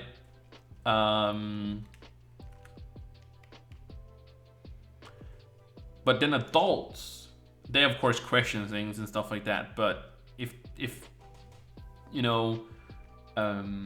Motivating adults to learn is a lot harder because you cannot sort of not create motivation for adults to learn. They sort of have to have it themselves. You know what I mean? Like it has to be like we sort of, as adults, when we learn something, we sort of valued it as is it something I'm going to use for my job or for my life or stuff like that. And if it's something we don't, if we categorize it as something we are not going to use, going to be useful for us, then basically we are just gonna throw it away. So where kids just sort of store everything they get taught, like they just sponges everything up in their brains and just like sort of just keep it all. But sort of without saying, oh, is this useful for me or is this going to be useful for me? So yeah, very interesting teaching. And it's sort of old. It's like from 19 around 2000, I would say, that the text are. So there's like 20 years old text I'm reading, and it's like talking about like gender roles, and like it sort of said, it was sort of weird to me. I was like, sort of, I think we should be questioning the texts. I don't know if I should be or not, because I don't know. It's just I wanna pass the course, and I don't want to like piss off the teacher and sort of say, should we be, you know, because they sort of talk about gender roles in a way like basically saying that, oh, that was super open there, okay, like adults, men sort of want to like learn the more hard subjects, if that makes any sense, like hard facts, and then, you know, women want to read or want to learn about the more soft subjects, yeah. And I was just sort of like, that's sort of like old thinking, isn't it? Like, shouldn't we sort of update that sort of thinking, you know? But I don't know. Well, I know that it should we should update it, but I don't know if I should mention anything for the teachers, like, you know, because the teacher I'm gonna have for that specific is really, really great. It's really nice, a really good guy. So, but I was just like, whew, that's rough to read, dude. Like, this is sort of like outdated in a very crazy way, because you can't. And it was also talking about ethnicity, you know, about ethnicity. I think it's like ethnic groups thingies. Just sort of how it can be hard for people that don't know the language. There's not specific any like groups they were specifically talking about, but it's just more in general, if you know, that if you don't know the language, and I guess I'm a foreigner as well in other, like if I go to Japan, for example, I can't speak Japan, so I'm a foreigner there as well. So I would have hard time learning about machine engineering, for example, if they was all in Japanese, right?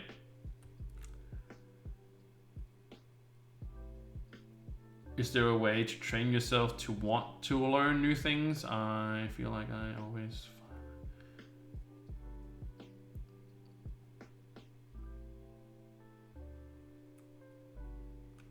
Oh, in that way. Okay. So it's not that you can't learn new things. It's just that the theory says that you're going to value it in your mind if it's something you're gonna use in general. Like if you get introduced to something, you're gonna not what is it called? Not accessorize, but like participate. Like you're gonna look at it and see if it's something you are going to use. If you want to learn new things, I don't know if you can.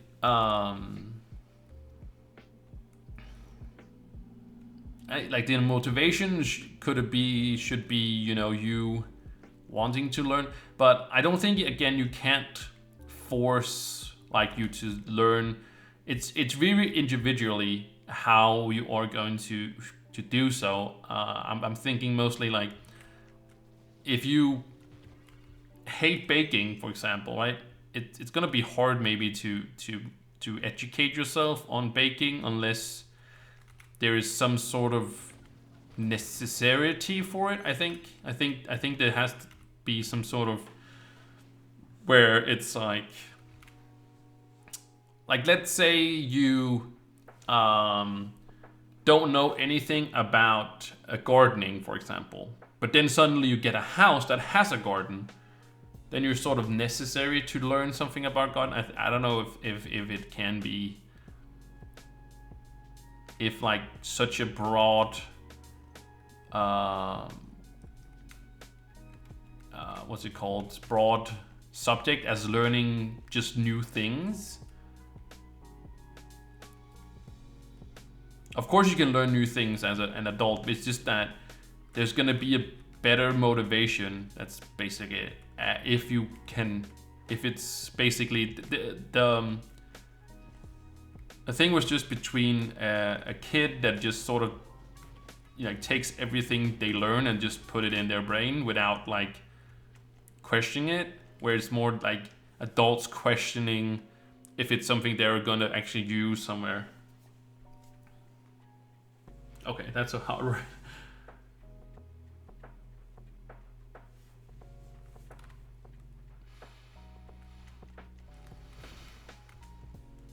I think the motivation should just be, if you really want to learn things, I think you should just put yourself in that mindset, a mindset of just saying, anything that gets me, I think it's just like everything that gets put in front of you, I think you should just be open to. I think it's just more being, I think it takes time to get to that mindset, but just forcing yourself in the beginning, I think that's the way to do it. Like just say, if somebody's trying to teach you something new, or like, I think maybe YouTube is actually a good place to do so. Like what people have done in practicality, like in what they actually done, not just like, oh yeah, the theory around whatever is this and this and that. It's that's also sort of an old teaching, like learning by doing instead of learning by teaching. But that was a hard question, Sam. That's a hard question. But I did find it fascinating that I was talking about adult teaching, that we sort of pick and choose like that.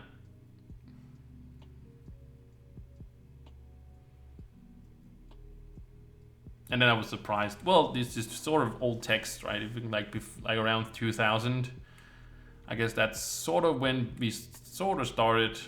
I would say that's sort of when people started around the 2000s to kind of think about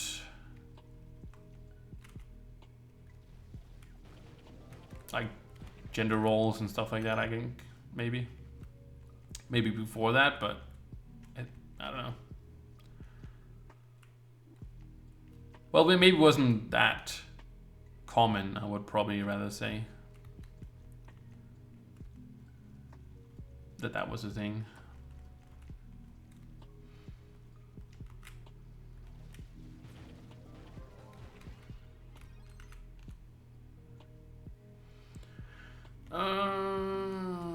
There is an egg this way. Yeah, sure, why not? Sure, why not? Sort of backtracking at the moment, but yeah.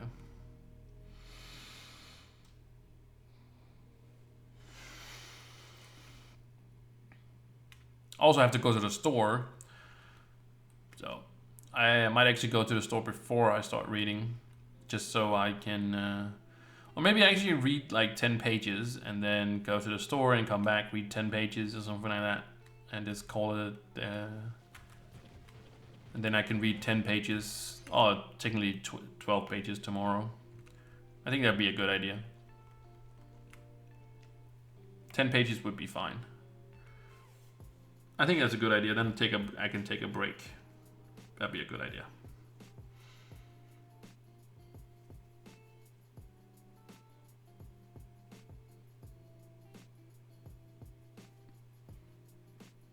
Instead of sitting down and reading 12 pages after I gone out there.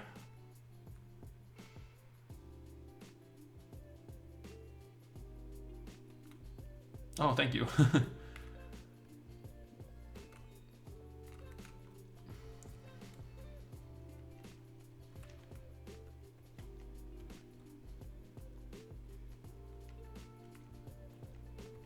I don't know if I feel like I didn't have the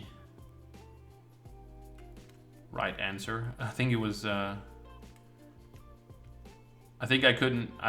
What I've had problems with was generalization, like making a general statement around how everybody gets motivated to do things. But I think sometimes you just get forced into some things, and of course there's also very much if you have friends and stuff like that, you know.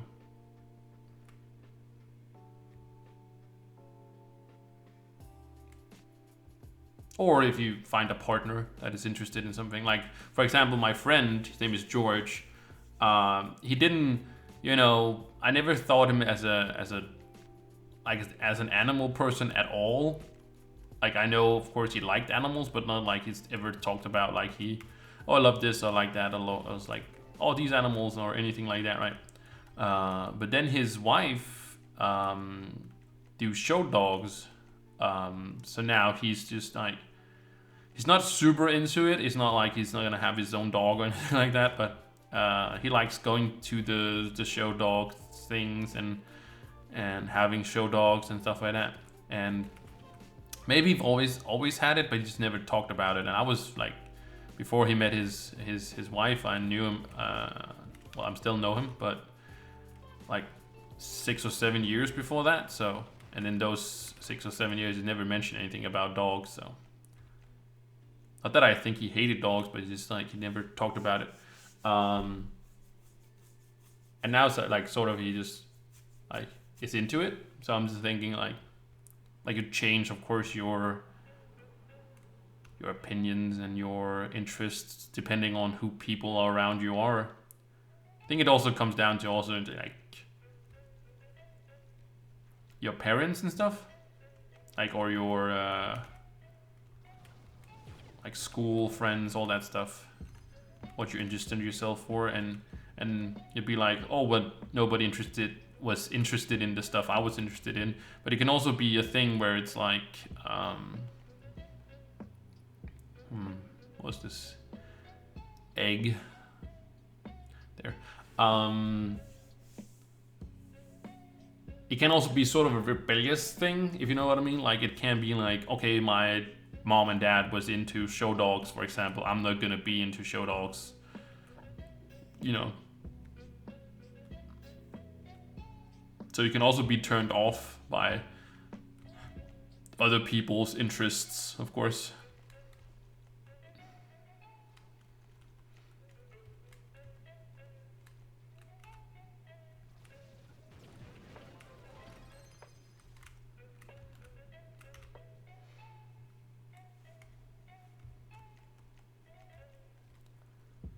But I've never been a fan of forcing yourself to do things, if you know what I mean. Like, I feel like if you force yourself to, it's gonna be something where you just sort of give up on it, right? I think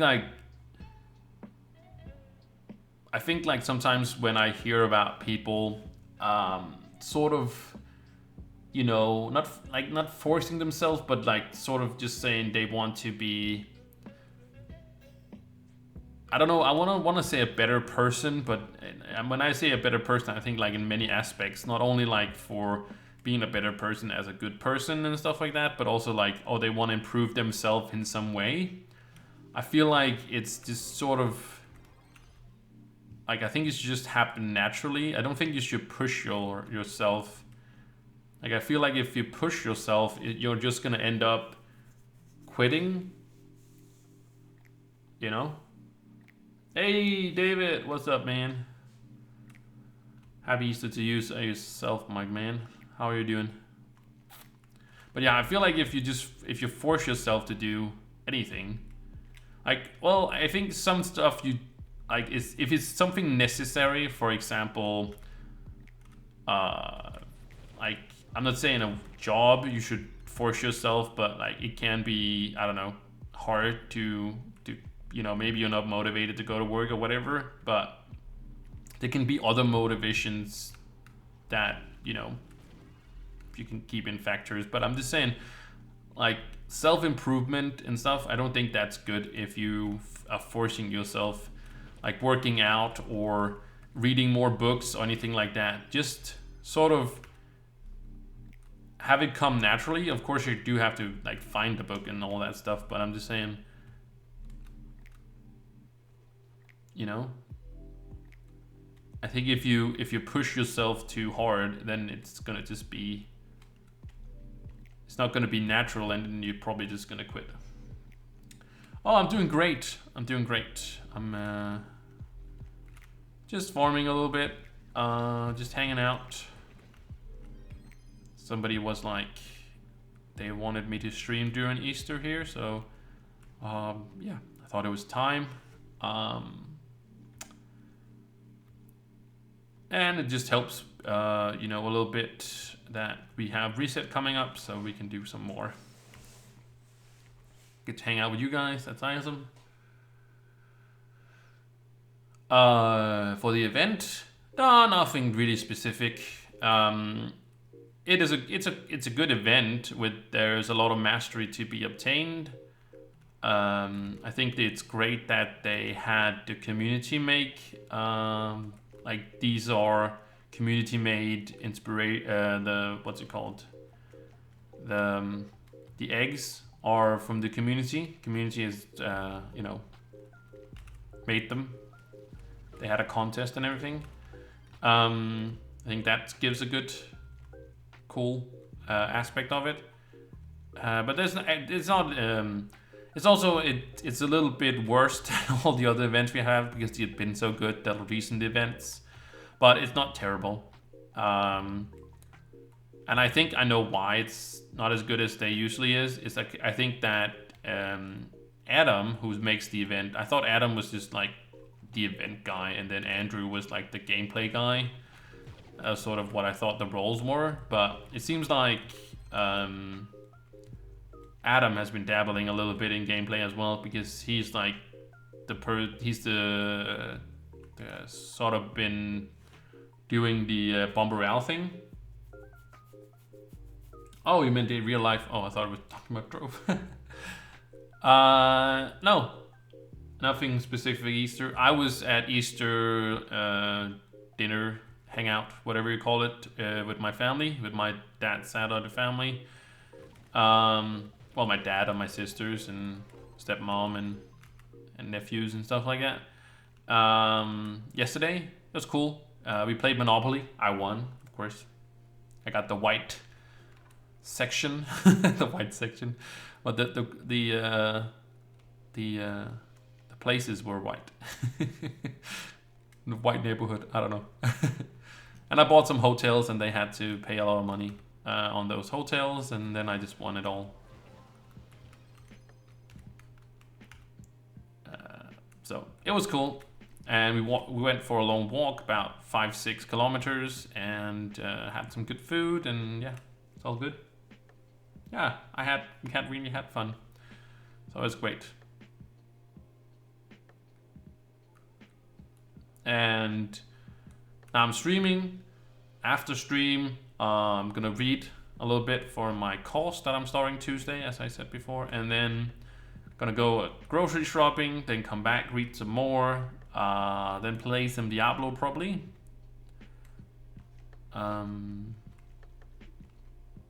And then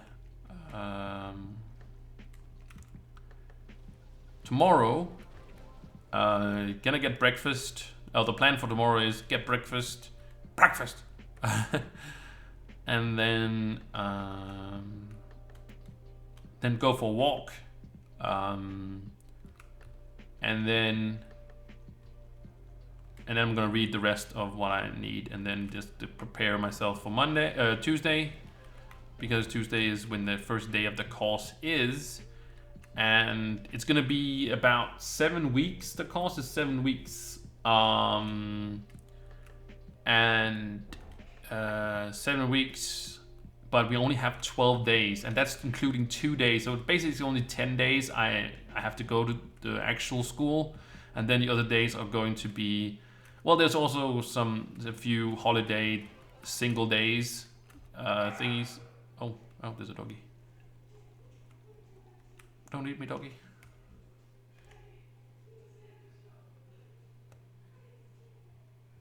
Oh yeah, so what was I saying? Oh yeah, so there's a few days, of course.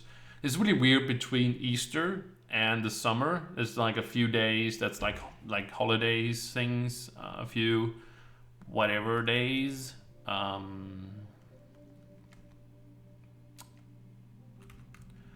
But it's cool. It's cool.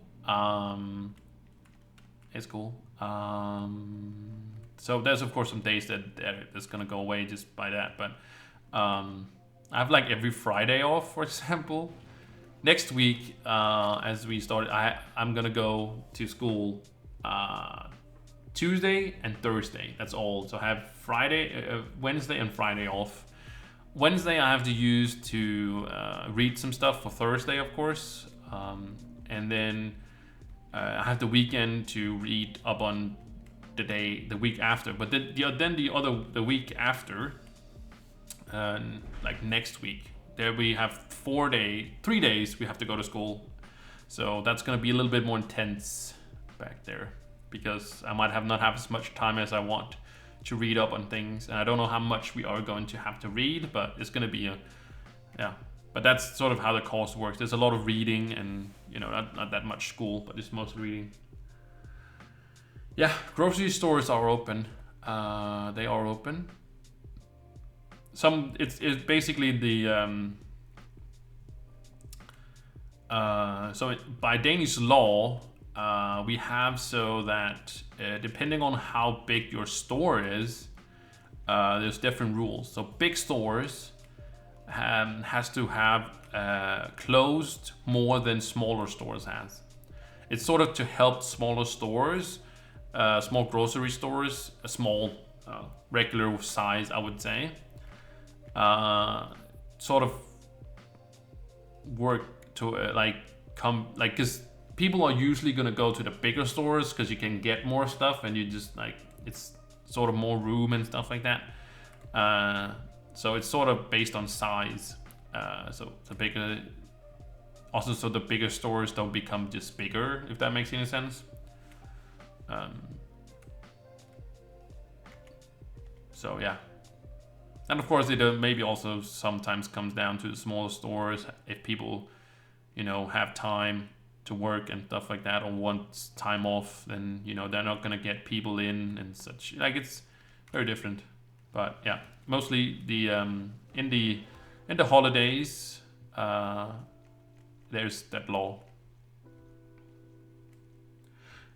Danish labor laws are very interesting. They are indeed. Yeah, we have union and everything. Everybody. Well, you don't have to be part of a union if you don't want to, but union is big in Denmark.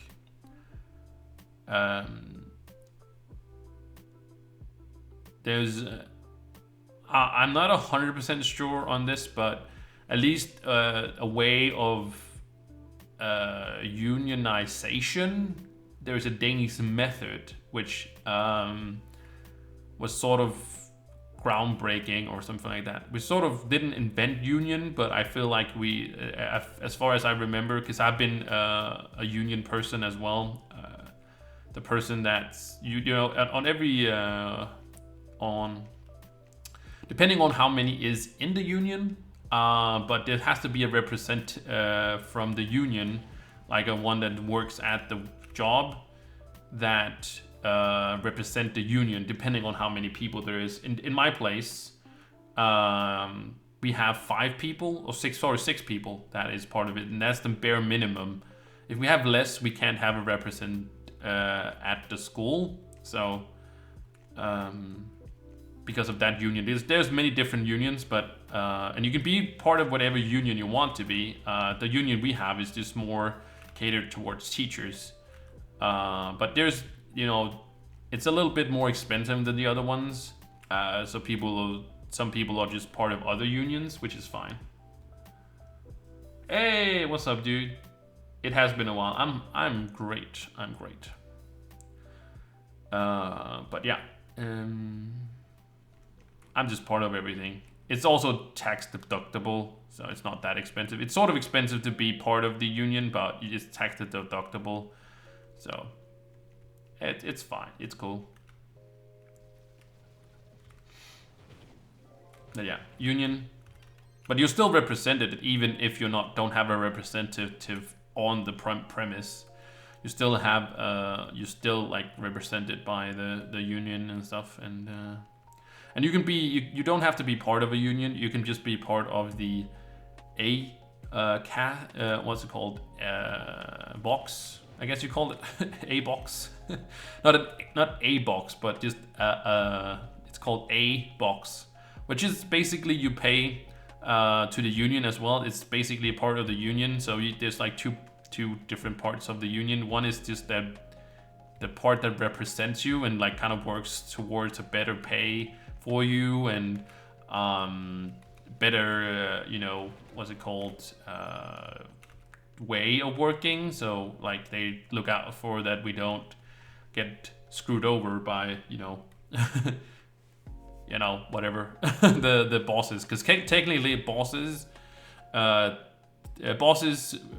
decide how the work is going to be performed, how when the work is going to be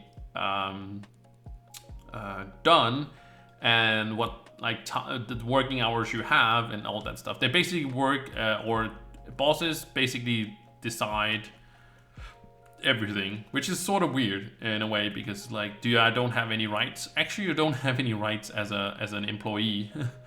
But since we have unions and we have like also like employees are not like evil people in a way, some more, they also want to cater, because like if they invest in you, for example, investing by teaching you things and stuff like that, they also want to, you know, have that value come back to them. So if they teach you how to do this and this and that, they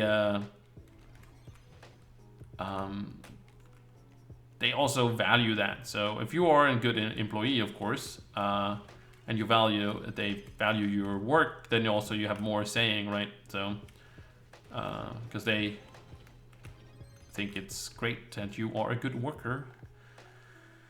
Let's okay, now we just have the other tomes here. But yeah, the thing is just that's how the things work. And it's great. It's pretty awesome, actually.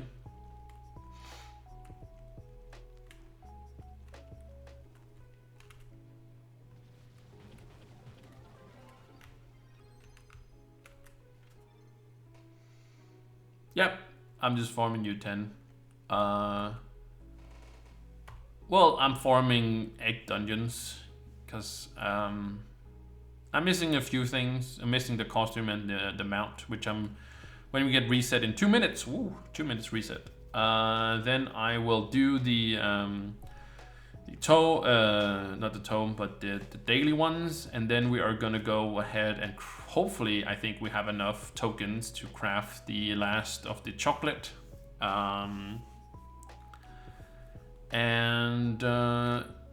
Yeah, and then we're just gonna farm for at least an hour more after that. So we got about an hour left on the stream, and yeah, I like to stream like 3 hours or so. Seems very fitting. it's a good amount. You know, feel like 2 hours is a little bit too much. 4 hours, it is also cool, but I do also upload it to YouTube, so I feel like 4 hours is a little bit too much. So upload to YouTube. But it's not like I expect people to watch these, you know, VODs. It's just that I want to give people the opportunity, and it's also sort of like I spend 3 hours sort of creating content, and that content is just gonna go away because like that's how Twitch works, right? I think for me as an affiliate, it's up for like it saves it for 30 days or so, the stream VODs, and then they just go away. So I just feel like it sort of sucks that they're just gonna go away. All right, reset. Sort of just, it's cool to just have a big, I don't know if I would call it, but just like all the VODs, it's just sort of cool to keep. But again, I don't really expect people to watch them. If they want to, they can, but it's just, you know, also be sort of weird if it was just, if it was just me only having the, what's it called? Like only have VODs. I thought about making a second channel for all the VODs, but yeah. Sort of, I don't feel like I'm sort of forcing anybody to watch the VODs or these videos, so it's just sort of like I don't make anything special out of the thumbnails. I don't make anything special out of like tags and the you know, I was about to say the line, the title of the videos and stuff like that. I just have them as they are, right? So sort of make them as not as boring as I can, but it's sort of a little bit boring because like then it usually like it's people click on it for because they want to you know, just maybe have something on the background, and they can pause, you know, that's the cool thing about YouTube. They can just pause the VOD and just, well, you can do the same thing on Twitch, but you know, YouTube just let it, you don't even have to be watching what I'm doing, right? Maybe they just have it. That's sort of what I had the same thing with the podcast. Like I just put in like, you know, any sort of footage for like an hour, you know what I mean? And just have it so people don't have to be listening to, like they don't have to be watching things. Like I don't want to have just like a screen, like a black screen or something like that. You know, I could just have that, but sort of just put in some footage, some gaming footage, because you know it is sort of a gaming channel. So best way to get sticky icky. That's a good question, actually. I don't know if there's a best method. You can technically farm it by just using your Near Ninja and just going as fast as you can and just cutting down grass, but I don't know if it's the best method to get yourself some sticky icky. I am not sure. I know I call it sticky icky, but I know that's not the name, but it just sort of sounds fun to me to say sticky icky. There is a egg dungeon here. I'll do it because I can see it. But in my opinion, probably the best would just be farm the Flux and then buy it. I know that's sort of a vague, but I don't think there's any like specific unknown method to do so. Sort of have the potions running and stuff, and there's a couple of dungeons. Actually, there's a lot of dungeons. Well, doesn't matter. It's cool to do the dungeons. We have to do them anyway, so I was just, my plan was to do 3 dungeons, and because then we've done all the daily ones for today. But now they're just popping up everywhere. Everywhere is there eggs dungeons.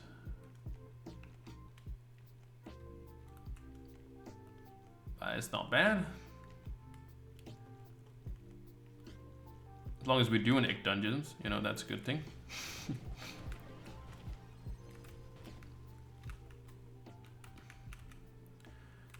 Okay, so we can do this one and then move maybe around.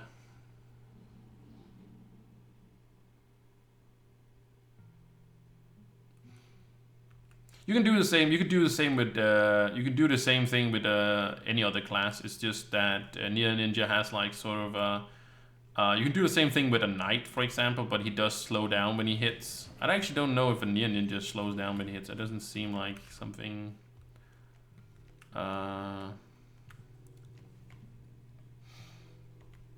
But yeah, any class can do it. It's just you have to go. It's the point. The best is to go to a peaceful area. So either around a hub where there's a lot of grass, or like the medieval highlands. But only in the. It has to be in the peaceful zones.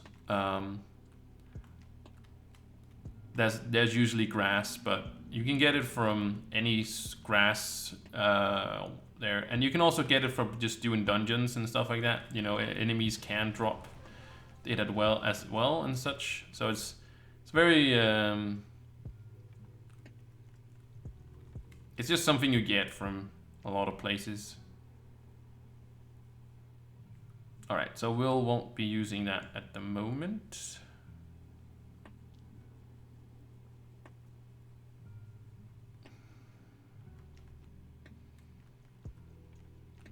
Also might just use maybe I won't use these two actually, because now we're just, if I pop them now, this is gonna be wasteful when we're crafting things. And yeah.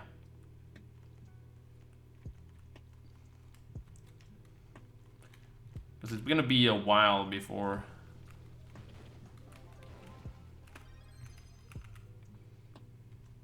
So now you don't need specifically a Nier Ninja to do it. It's just a Nier Ninja is fast, that's all. It's just being efficient.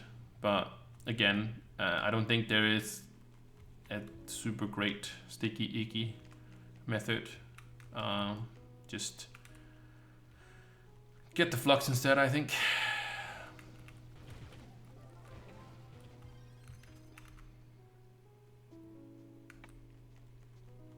Am I hopefully going backwards now? Yes, I am. Okay, cool. I was gonna do these then. But what do you need sticky icky for though?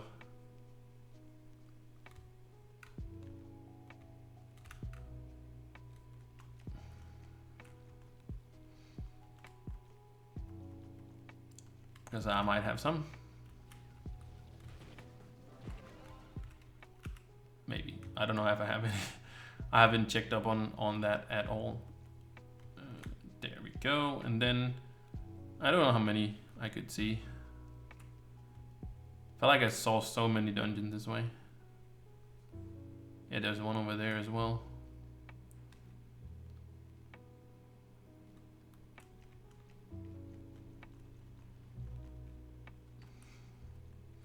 Especially if you need it to unlock like classes and stuff like that. I'm happy to help. Classes are hard to what's it called, unlock, or can be hard to unlock in the beginning at least. And they're very important to unlock. Opens up the game so much.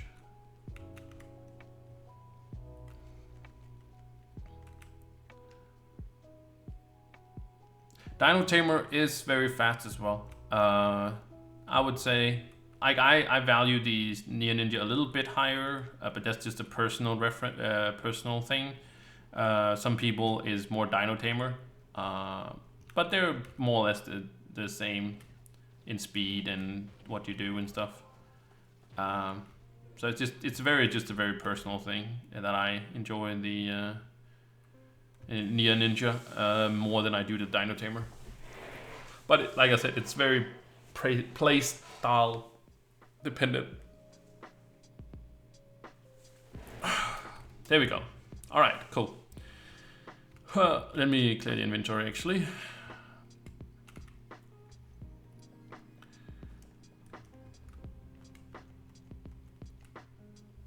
Nier Ninja for nostalgia reasons. Yeah, could be. All right, so we need some refined chocolate. Let's see, we're just gonna go. We're just gonna make 24 right here. And so we're gonna go ahead and make ourselves the amount. This is a tradable amount. Okay, so Hopsy is actually a tradable amount. Oh, hold on. Maybe I should have bought it instead. Should I have bought it instead?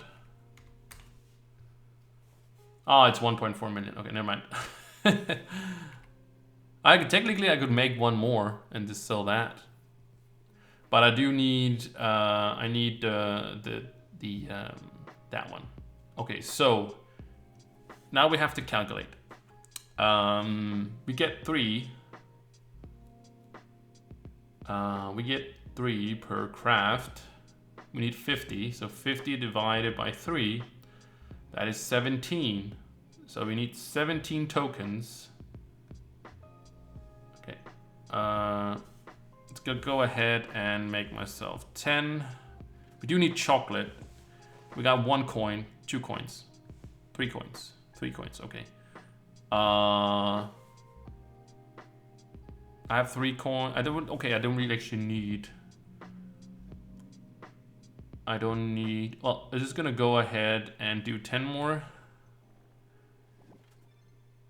Okay, we got 4 tokens. Great, that's good. Okay, so we 7. Did I say 17? Didn't I say 17? I think I said 17. Okay. Divided by 3. Yeah, that's 17. Okay, so we do 10 more. Okay, we got 1 token there. Oh, that sucked. That sucked. Okay, let's go ahead. We can do 30, so let's just do 30 here. Please give us 8 tokens. Okay, great. 8 tokens, that was a good. Oh, we're missing 1 token. We're missing 1 token. All right, let's go out there and get ourselves some chocolate and just go.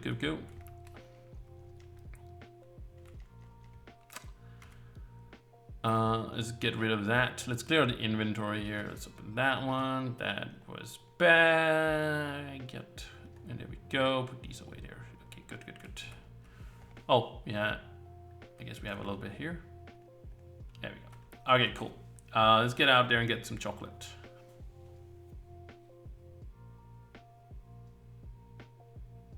Yeah. There's a few. The night is, not crazy. But yeah,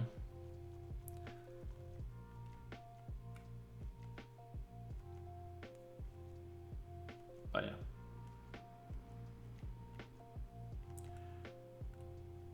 It really comes down to what's it called? Your personal preference.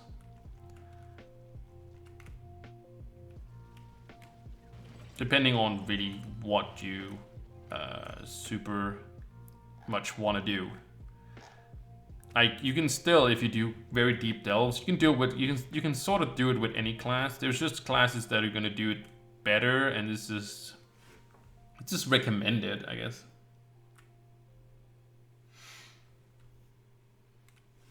The knight is with the ring is not terrible, no, but I haven't tested around how good the knight is. I'd rather not, praise the knight for whatever. I'd rather just have it reworked. That's just my. Or I would rather say knights to anybody.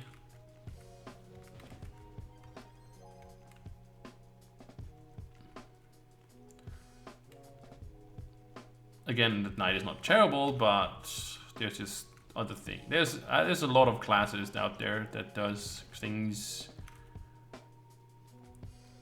just as good or better. Very better.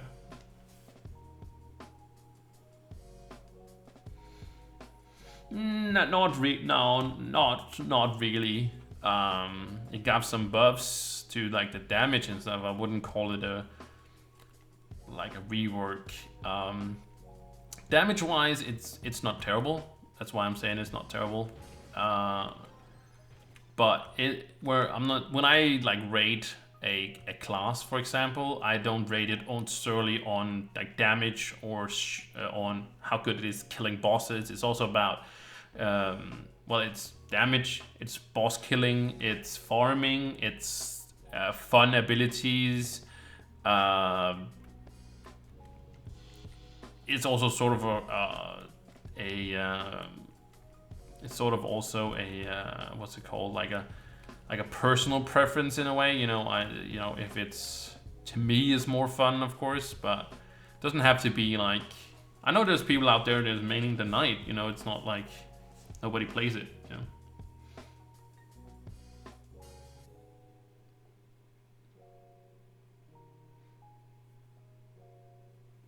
Yeah, it did get some damage buffs, but that's not only the sole reason to play a class. Because you also have to take in consideration there's other classes as well. If there was only the knight class, yeah, then it would be the best class. And also, I just sort of want more interesting, like what they've done for the Lunar Lancer and for the Shadow Hunter is just it's just amazing. So I want to see the same thing happen to basically all the classes. I want to see it to all the classes. And I say all classes. There's of course a priority list of which one should get it before the classes, but I think all the classes, of course not the Shadow Hunter or the Lunar Lancer should, but I really want Andrew. Well, Adam and Andrew to look at both of them, or all the classes, just get their eyes on it and just sort of, because I feel like they look at them and say, you know, what can we do with abilities that make them like this? They're basically the same, but we just make them more interesting. That's what they did for the two classes. Like, they haven't actually touched them very much in how the classes like work, right? That's also why I haven't made new build guides, because it's not necessary to make new build guides. You just build them the same way. It's just like the abilities are now, they do more, they're more interesting, they're more impactful to, you know. So yeah.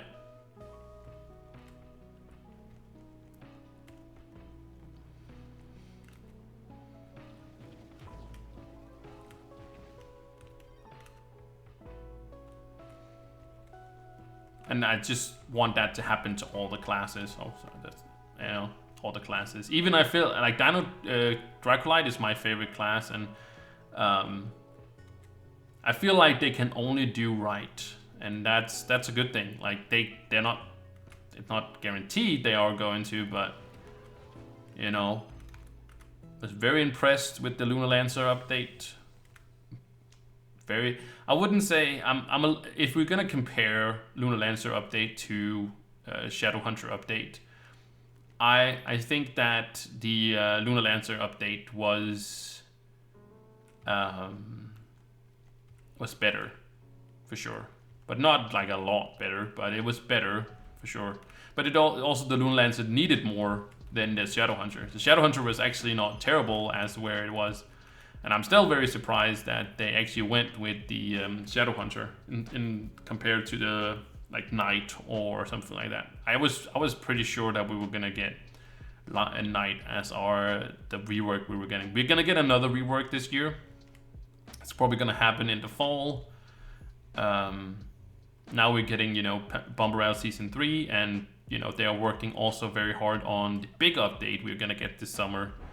Somebody was confused that they thought that that Bomberell was gonna be the big update they had for this year, but no, it's not. It's just actually a very good. They had some, you know, how they are like sort of reworking the PvP system a little bit is a very good idea. Like right now we have season coins, you know, for season 1 and 2. and then we should get season 3 coins. And it sort of was a little bit of a silly system. Basically now they just made like, you know, the current coins and the coins that were before, and you can sort of just trade the current coins into the new coins. Oh, sorry, the current coins into the old coins. And you could sort of do that the same in the other one, but it just, to me, seemed like a little bit more of unnecessary system. Like, they simplified it now, which is great. Especially when you're a content creator like me, trying to explain things to people, makes it a little better. S199919099099099. Thank you so much for that. I put a lot more numbers in there, but thank you so much for the follow. I appreciate it.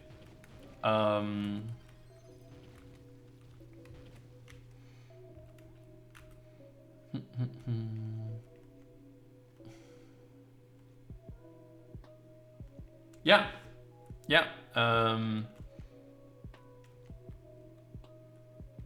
I felt like it was a good idea that they, you know, also you can buy yourself, you can buy also double XP potions, which is great.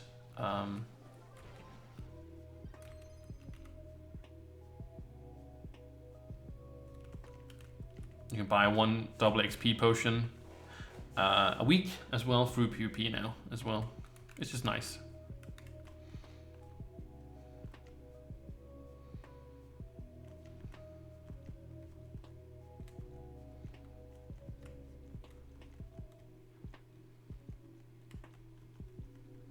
Or to make your ally bigger, but you can do that now as well. I think that's fun that you can do that. You know, even though you have coins, you can just sort of spend it on some silly stuff. Don't always have to be like super serious stuff.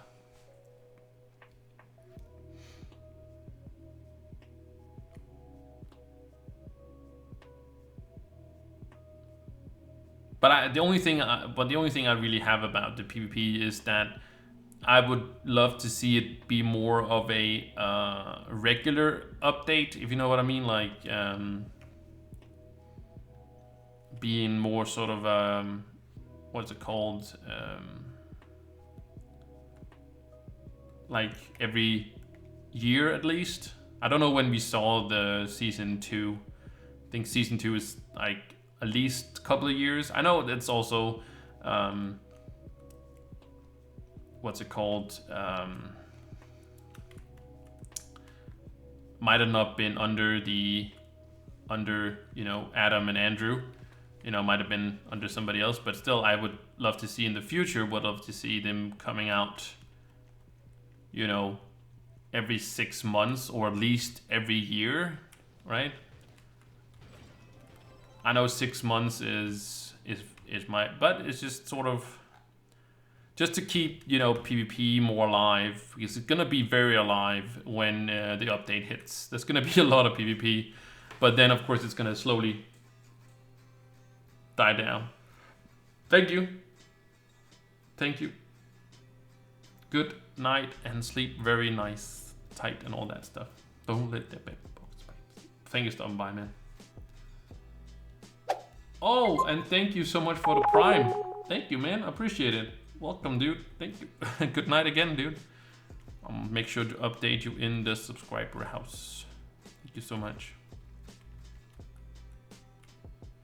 The old PvP was better. In a way, yeah. I always felt like we should have kept the old PvP and had Bombarel, like have 2 different things. But it worked together, and I wish that we had something that this would be done differently. Like, I didn't even max this out, but of course I have these things down here, but I wish they would rework this battle site thing for something else, like that has something to do with PvP. But it shouldn't give like mastery things, it should just give like, I wish they had both PvPs in still, right? Just like not one replacing the other. But I wish they would change this. So like instead of battle factor, just have a bunch of like experience potions, and then you got like experience. It could be double XP potions, not all of these, of course, but like some of them. Like maybe the first one being the first level being, and like still have 50 levels, but then like level 1 would be double XP potion, then second one could be like dragon coins or something like all that. And I wish that that would go all the way down, and of course just remove these because these are, you know, not there. But I wish that they would, you know, rework this so you actually got Bombarel experience instead, and not experience towards you know, your main, but you actually got something different out of it as well. It could also just be the current coins, you know, that their coins are, you know, just the same for every season. Then you don't have to change it being like season 1 coins or season 2 coins or 3 or whatever, but it just be coins. Hey Kata, how you doing, man? Good afternoon, how you doing? So yeah, I just wish they would do that.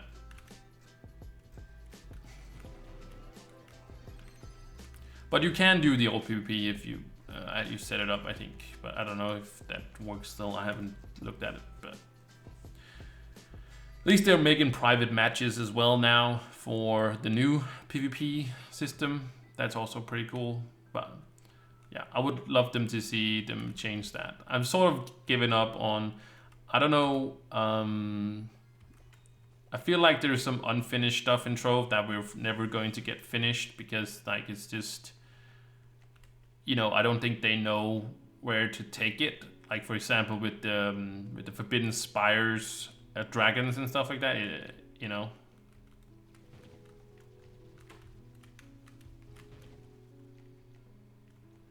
I don't know if they know where they want to take those or what the last 3 dragons should look like and stuff. So yeah. And it's very hard to do so.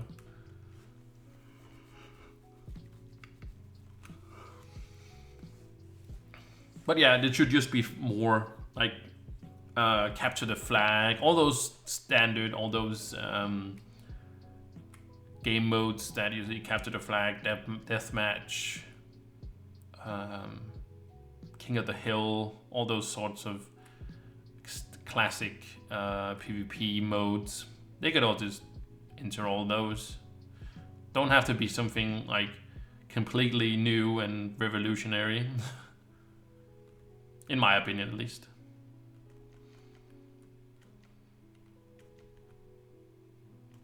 It can just be something that is good enough.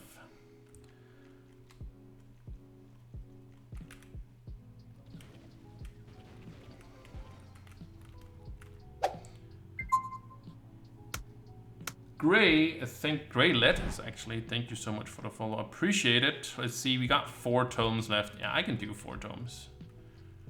We can do 4 tomes, right?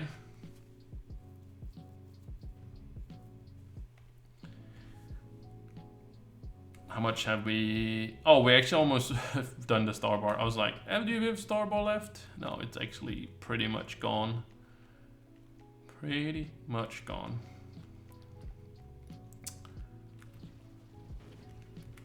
But also I wish that, for example, now that we just saw, you know, these mini bosses, as I call them, like mini bosses that are not the bosses of the dungeons themselves. I wish they would give more experience, as they would give just as much as like or half of what a dungeon does. Now they only give experience as a regular monster, and these ones actually don't even drop chocolate, for example. They could have dropped chocolate for as well as a chest would do, because there are not that many of them. So I don't know.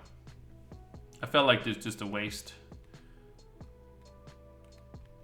Like these, for example, this one over here could have like give more experience. As you can see, it only gives like 100. You can't see from my face, but it gives 182 experience. And if I find like a monster right here, this one, also gives 182, and I don't feel like they're very much the same. Even though they're not hard to defeat, I feel like there just should be a, like, they're just basically, well, they do drop some, you know, items, but the other enemies can also drop items, so it's not like they're very, very different like regular monsters can.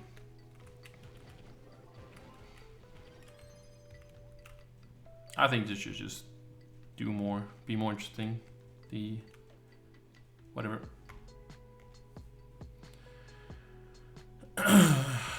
All right, cool. How much chocolate have we? 482. That's not a lot. We only need one, man. No, we don't actually, do we? We need some. Oh, we need some chocolate to also. Oh, we get chocolate from the challenge as well, so we gotta do that as well.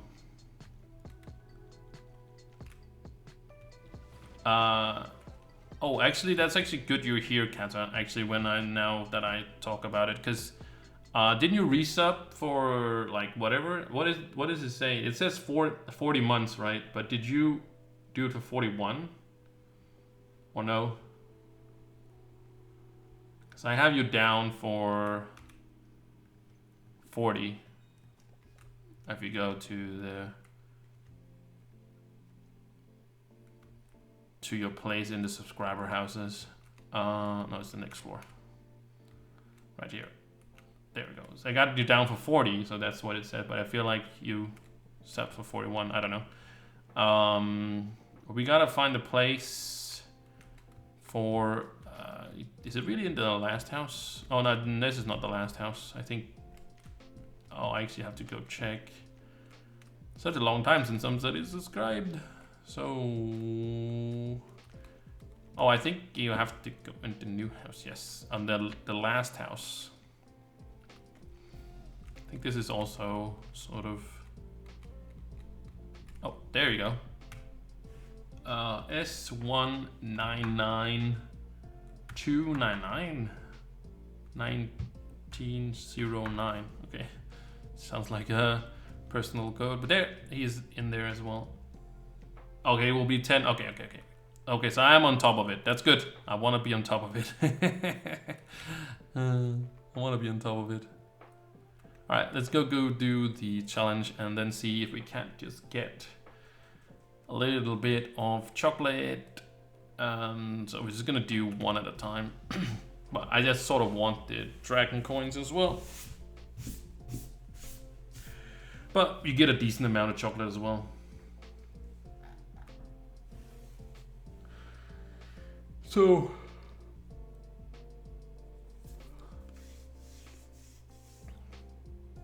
But you sort of just do 2 dungeons and you have more chocolate than you had got from anywhere in there. Hey yo.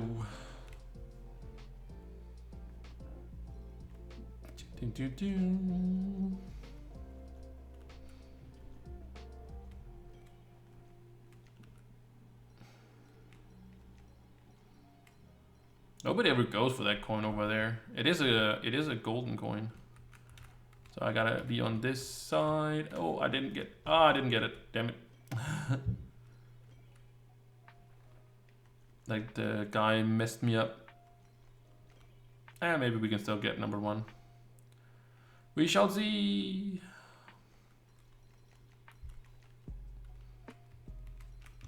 I sort of always get number 1. Doesn't matter, but it's just like, I wish it mattered more, but it doesn't. It don't matter at all.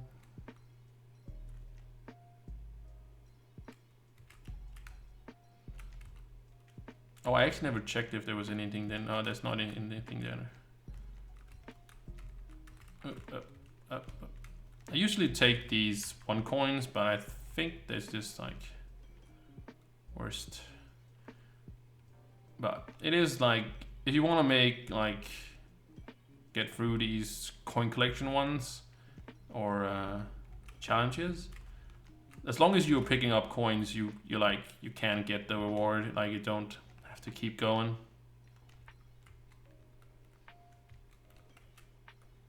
I got 52 last time. I've gotten 61. See, this one didn't even register. That's annoying. Can I get 50? I can't. Oh, somebody got 50. 259. I've gotten over 160 in this one as well. There we go, chocolate. All right, okay. Oh, okay. Okay, so here we go. Donate. It's in 1 coin. Come on, you can do it. Come on. Come on. There we go. Yeehaw. Yeehaw. I can make 8. Okay. So what? Why did I have 19? Oh, why was it? Oh, my God. I got coins, of course, for the reset. I'm such a dummy. Oh, I'm so smart. Oh, I'm so smart. I'm so smart. Okay. Well, I just need... I need 17. Okay, so 17. Okay, we need to calculate it out again. 17 times 30, right? Yes, 30. I'm smart. Is 510. Okay, so we're gonna go out and get 510 chocolate, and then I'll just farm whatever I get tomorrow. Because I want the costume today. Actually, we'll just be farming like from the last 20 minutes here.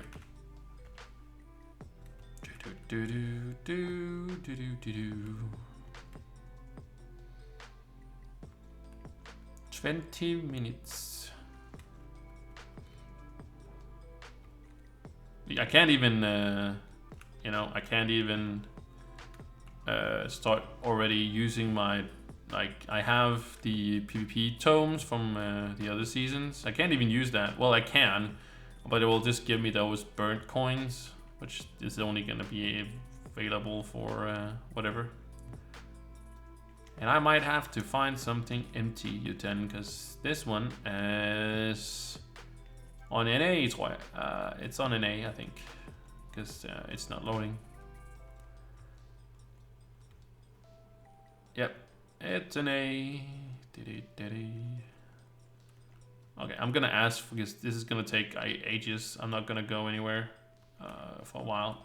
So if I want to actually get somewhere, I actually have to. Don't do that.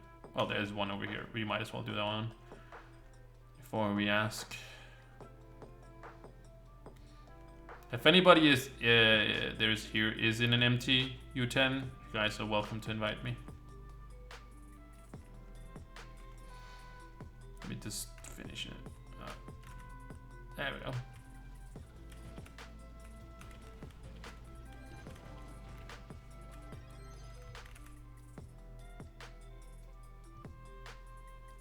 Any information when Bumbrel comes to live? No, I do not have any information on that, but usually the PTS server is up for a couple of weeks. So it was this Thursday or something like that. Yeah. So my guess would be the 3rd of May. That would be my guess, because usually it comes out on a Tuesday. So I would say a couple of weeks. That is there. Yeah, I'm gonna be teleported back in just 1 second. No, actually I didn't get 1 second. There we go. Oh, it was longer than 1 second.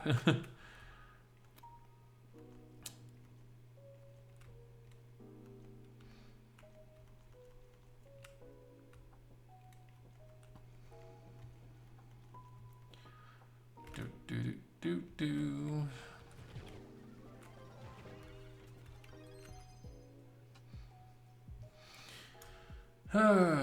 Let's see. Any empty. I'm gonna ask for some empty U10.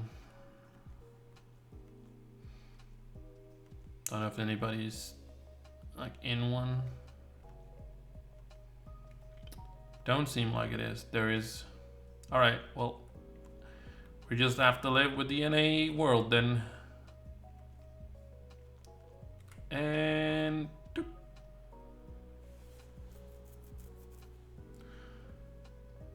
Because it's just a round reset, and reset's always bad time to be playing. There we go. There's one over here. We can do that one. Oh, I guess I could ask as well in the north as well. I guess I just only asked in Alpha Legacy. Try again. Try again. Now it doesn't seem like anybody's in a empty world. I think everybody just locked on. It could be cool, yo. Be cool, be cool, be cool.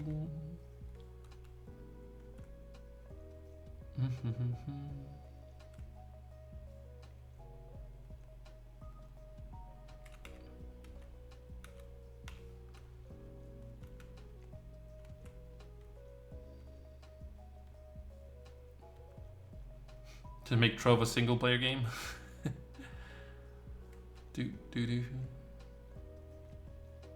Well, I'm creating the the lag as well by running.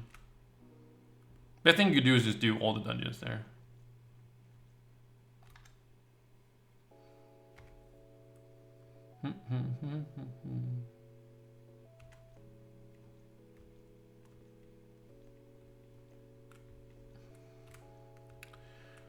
Do.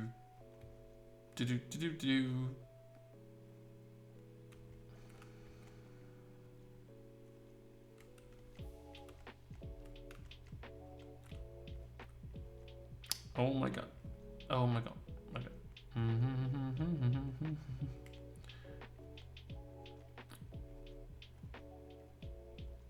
Especially on a Sunday and stuff like that, or if weekends when people have time. They always jump on when it's a reset time because they've been waiting a whole day for reset. Sort of trying to make my way over here, actually. And there's one here. Let's go.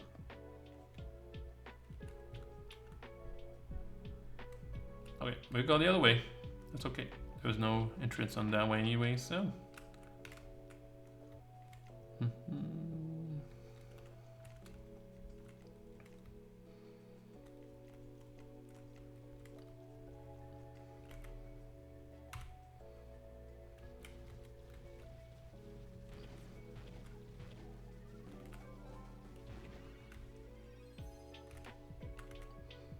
You did it. Okay. Of course, there's no dungeon around us. It could be cool if there was one, because then the world can keep up. Keep up, pretty world. You got this. You got this. You know what I need. You know you're just a friend. I can use the debug text as well. Debug oh, that's not how I spell text. Oh, there it is. Oof, look at that. Way over 100. So if you want to check like lag and stuff, you can type /debug text. Don't know if you can do that on consoles, but I don't know. And you can do it on a PC at least. If the, of course, FPS, the first number, FPS, that's of course your FPS. And then RTT is your world, you're lagging towards the world, and then the world RTT is the world's like what the world is lagging, basically. And you want to be under 100 on each of them. If you're under 100, then the world is going to be better. You can see it's getting lower, especially if it's above whatever. And there can be many reasons why it's above or below. But if you're wondering, is it lagging? Yes, it is. As long as that is over 100, then yeah. Closer to, or the better it's all under 100, the better it is.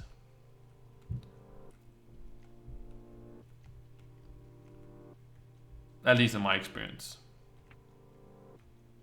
feel like when it's under 100, then everything becomes better.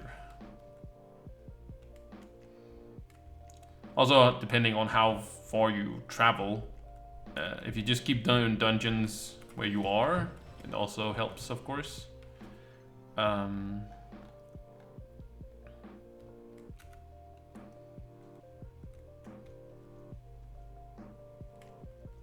It gets a chance for the world to load, and then, yeah. So more you run around, the less it's gonna be.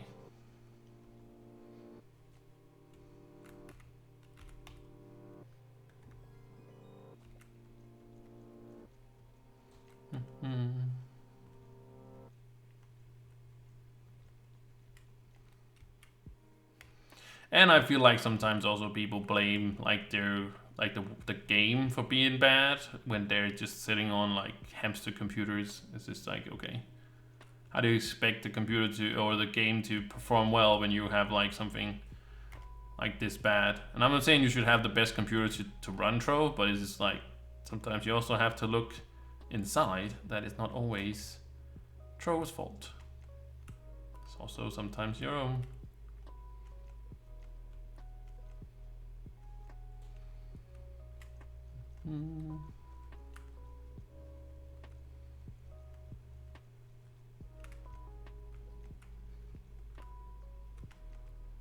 I got what you need. But we're sort of close to under 100. Okay, there's just a lot of dungeons that's done this way. I thought it was gonna be better over here. But at least the dungeon's not done, they're just discovered. But I can't see if they are the ones that I need. I don't know if this is a... No, it's not, because then it would be guarded by very much bunnies. I guess I can see if they're bunnies or not.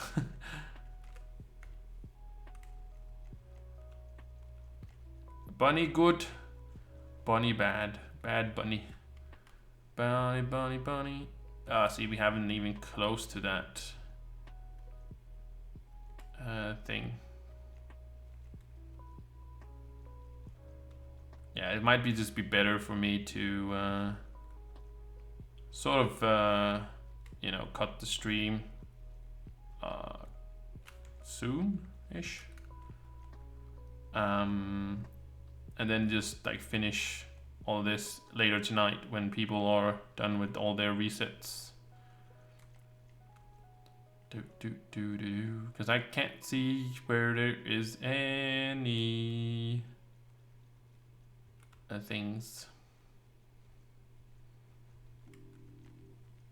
See, now it's nicely under 100. See, it's very nice under 100, but I think it's an NA world, so that's why it is crazy still. Doesn't really help to relog.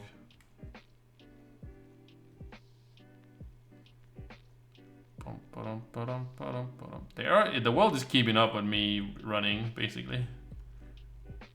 It is loading all the... I just can't see very further than I am.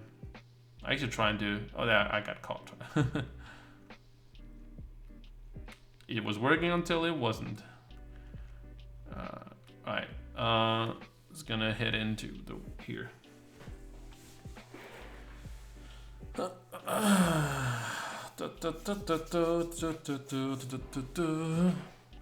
Alright. I think before I leave or end the stream, I do a stretch. No, if anybody's like in need of some Flux,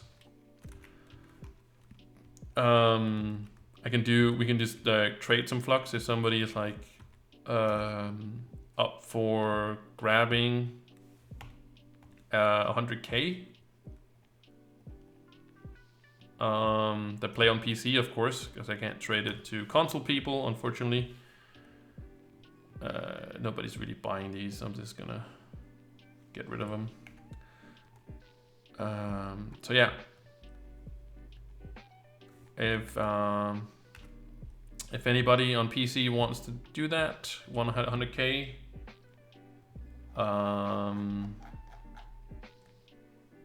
Just let me know if anybody wants to do so.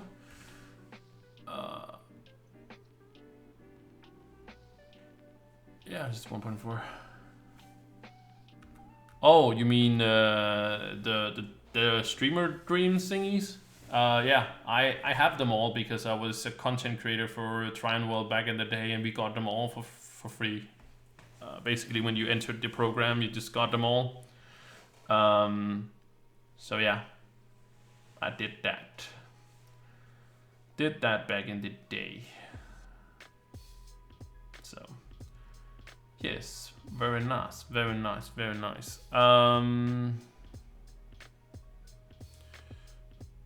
Just wanna put some Flux out there. Remove the debug text there. No, well, if there's nobody's really interested in that sort of thing, I just want to make sure on the contest. Yeah, I've opened boxes. I haven't found any eggs. I really found a lot of eggs. Experience, make sure. Oh yeah, I've done experience, great. I actually did quite well on the Dracolite. Actually didn't. I did some delves with stead feed. So yeah, pretty happy about that. So yeah, I'm not gonna bug myself right now. So yeah, don't have enough chocolate. Chocolat. Anyway, I just buy it and deconstruct them. That'll be funny. F40. Doing okay on the loops. Loops are loop de loop. Loop de loop. Oh, I got, yeah, that's right. I got, wow, okay. The sheeps are expensive. Oh, that's not the sheep even, that's the centaurs. Well, they are still pretty expensive. I'm still selling for 400. Oh. Okay. I don't know what's going on there. So yeah. Hopefully people will buy that. Hey, how many can I actually make?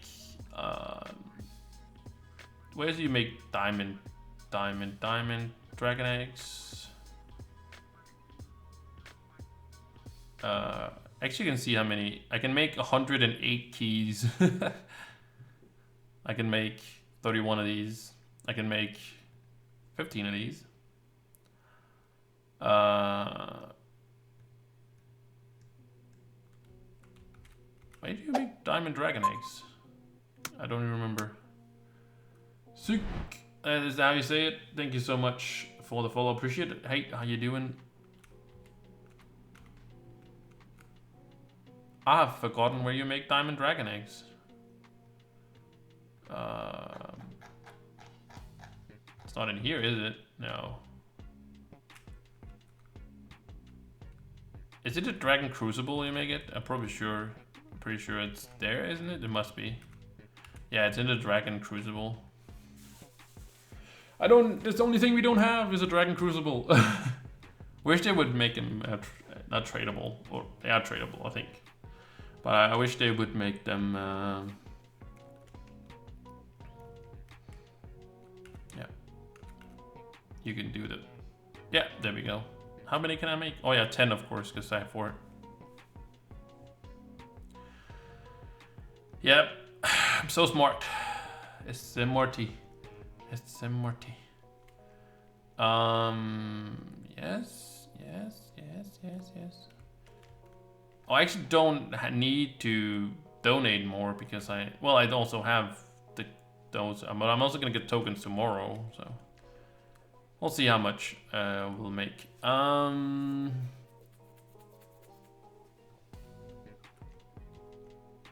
think that's it. Del bosses, great. By the way, guys, if you missed it, Luxian is in the hub today. Some great stuff, some styles, for example. I think I'm just gonna buy 5 more. That's fine. I have 15. Not that I need that many, but yeah. Put those styles in here, and I'll use them tomorrow when the event is over. I fear that I will get bugged, and I don't want to get bugged. I think they have fixed it, but I just don't want to. Where can I redeem the codes? At the redeem site. Just take the link. Pretty sure the link still works. Let me see. It should be working. Yeah, you just have to log in, and then after that you've signed in. Let me just sign in. In the top, in the tippity top,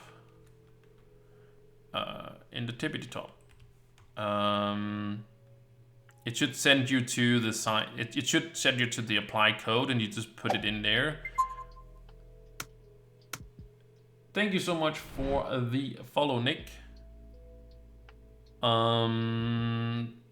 But if you don't get to where you can apply the code, you can go to the, like, there's a top bar thing where it says store, library, account, and help.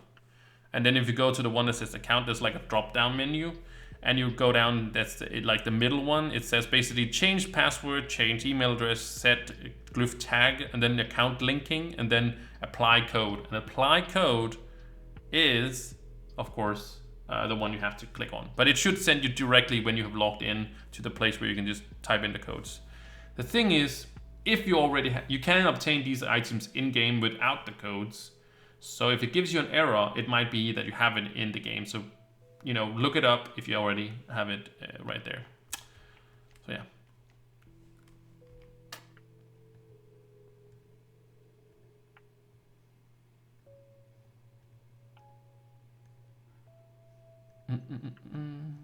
Oh, we have 2 more.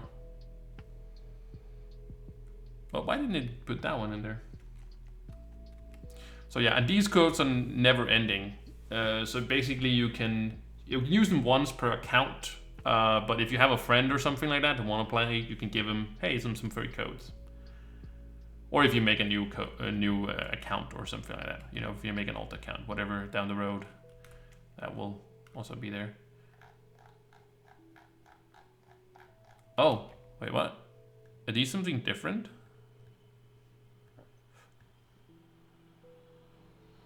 Oh, so I don't think I can do these. Okay, okay, they sell for like nothing. So let's just sell them for nothing. Hopefully people will buy them. No, unfortunately for us, not anymore. And we don't even get like we used to have, they were called proclaimer phones. Proclaimer phones, what they were called, proclaimer phones, which we could then, you know, type. Scythe still have some lying around because he's like saved them,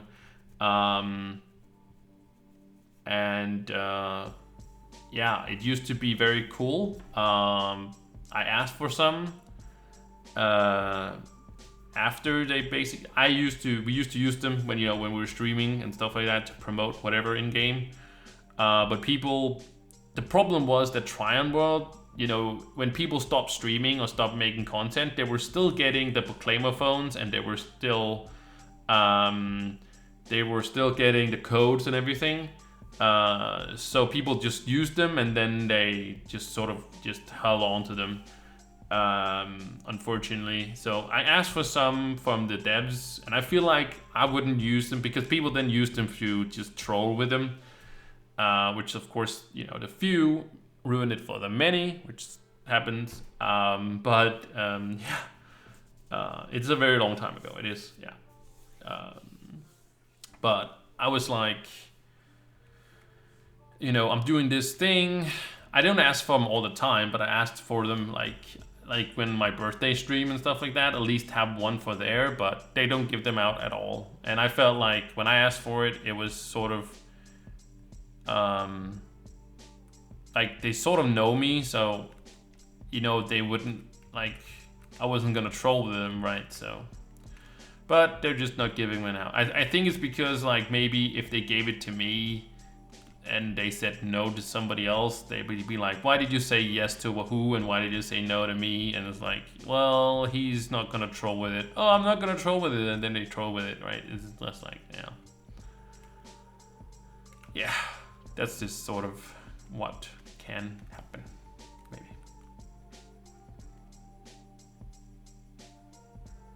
So yeah, that was it. Oh, that's Desert Frontier.